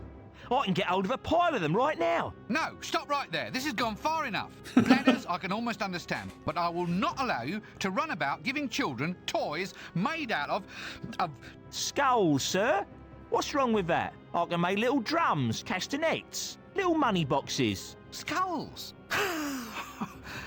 Oh, good. Right. Well, that's okay then. You just go and sell some animal skulls later on. It'll have to be later, Squire. I'm still trying to shift all those animal colon footstools I made up yesterday. Ah. I mean, yeah, Rincewind's mind was going even further down to some other organs. Yeah. All right.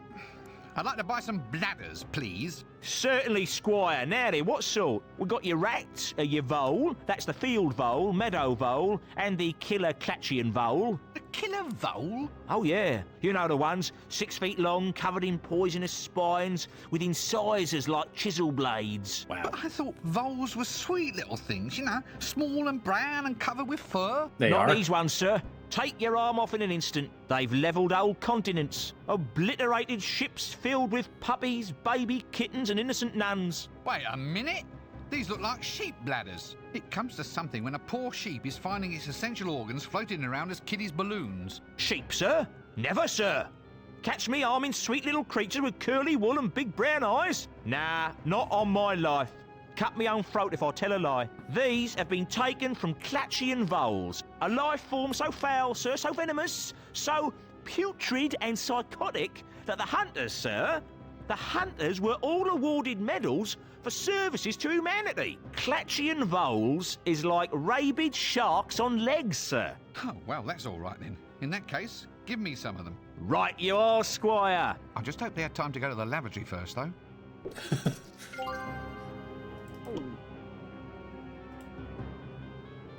I'm sick of talking to him. What are you still doing here? Doing? Well, I'm not dying, that's for sure. I've tried drowning, I've tried stabbing, I've tried hanging. And that's an extremely boring way to spend a night hanging around. Yes, well, Then I tried poison snakes, poison ivy, poison potions. Even tried me some of that deep water blowfish, but do you think I dropped dead? Not a bit of it. I went to the worst reputed restaurant in Ankh-Morpork, and that was hard to find, let me tell you. I got a meal made by the owner's pet rat, called William.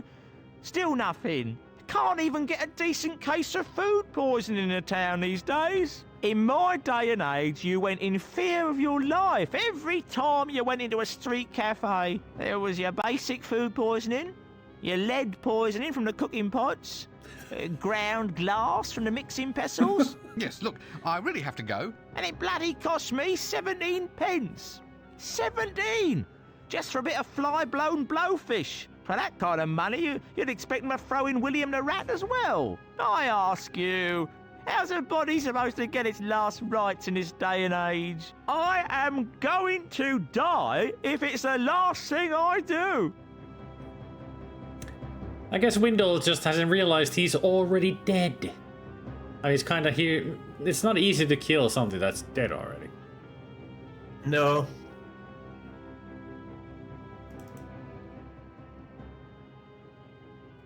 Waiting to see me get croaked, is she? Only the fact that this is the last scene of the game makes me refrain from saying something really acidic. Hello there, young man. Having a good day? This is clearly some attempt at sarcasm.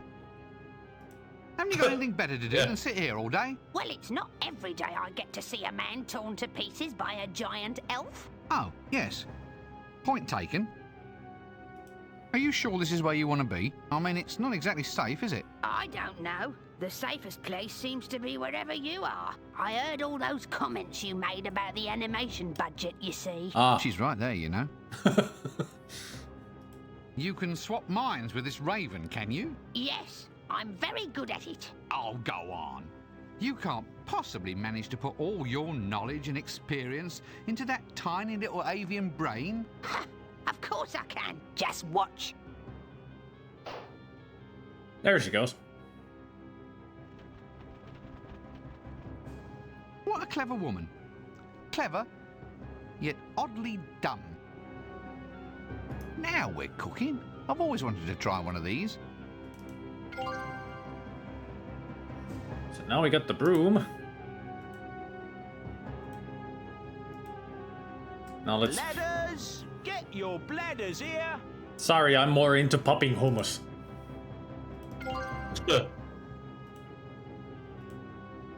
Alright, let's recreate King Kong. Here we go.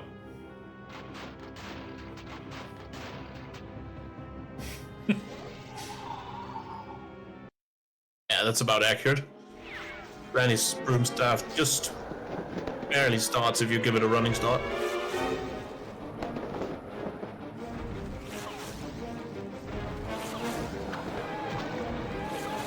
Nice shot. Yeah. 3 shots to the face. What is it now? The dead are supposed to rest in peace, you know. Run! It's a falling giant woman! And that's another thing. In my day, girls were sweet, demure little things, not 60-foot tall monsters like you apparently get now. And I'm also pretty sure that in my day, they all actually wore something under the... Oh, she's going commando. Ooh. Sometime later. So, it's you at last, is Finally, it? he's so dead. Where do you think you've been? Sorry, it's been a bit of a confusing week. A bit. Confusing? I've been undead since 10:30 on Tuesday morning. I mean, I wouldn't complain, but I lost 17 pence just on blowfish since I died. You'd think the afterlife would be cheaper, wouldn't you? Well, I've said sorry, haven't I? Come on, let's have a curry before we go. Ah, curry. My treat. Ah, well, all right. That is rather decent of you.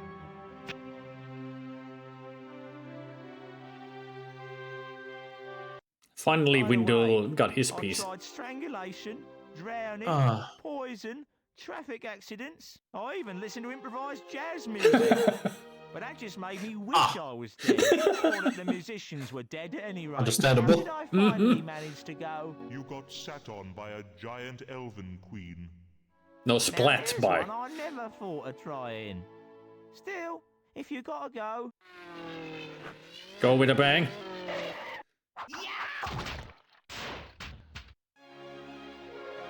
There we go. Fiend.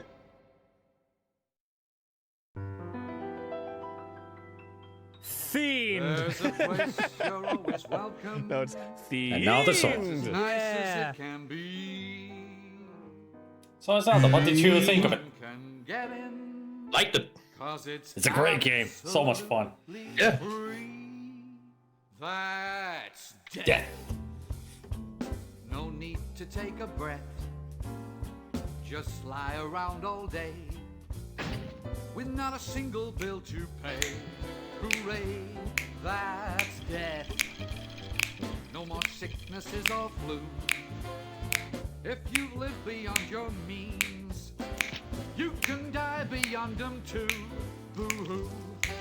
Well, the greatest and the finest. Sweet's got a good question. You still prefer the second over the first? I think so, yeah. On the other side. Even though it's not by much. Yeah, it's not really by much. I mean, the second game is a little bit funnier, and also it's better because it doesn't have the moon logic that the first game has.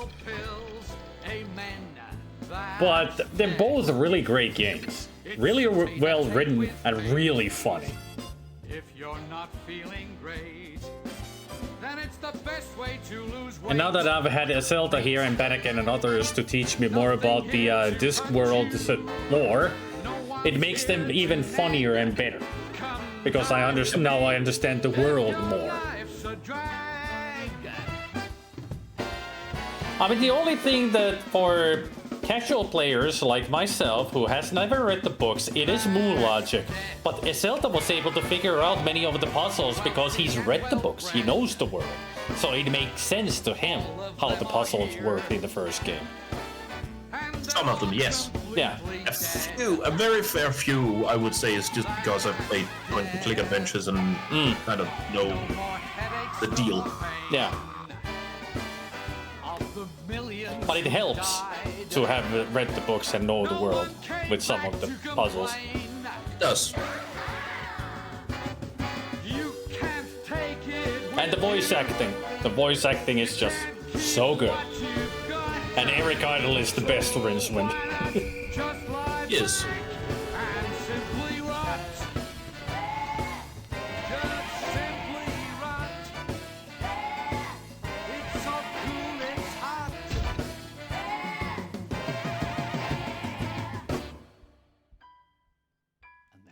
Throwing rocks from afar, Terry Pratchett.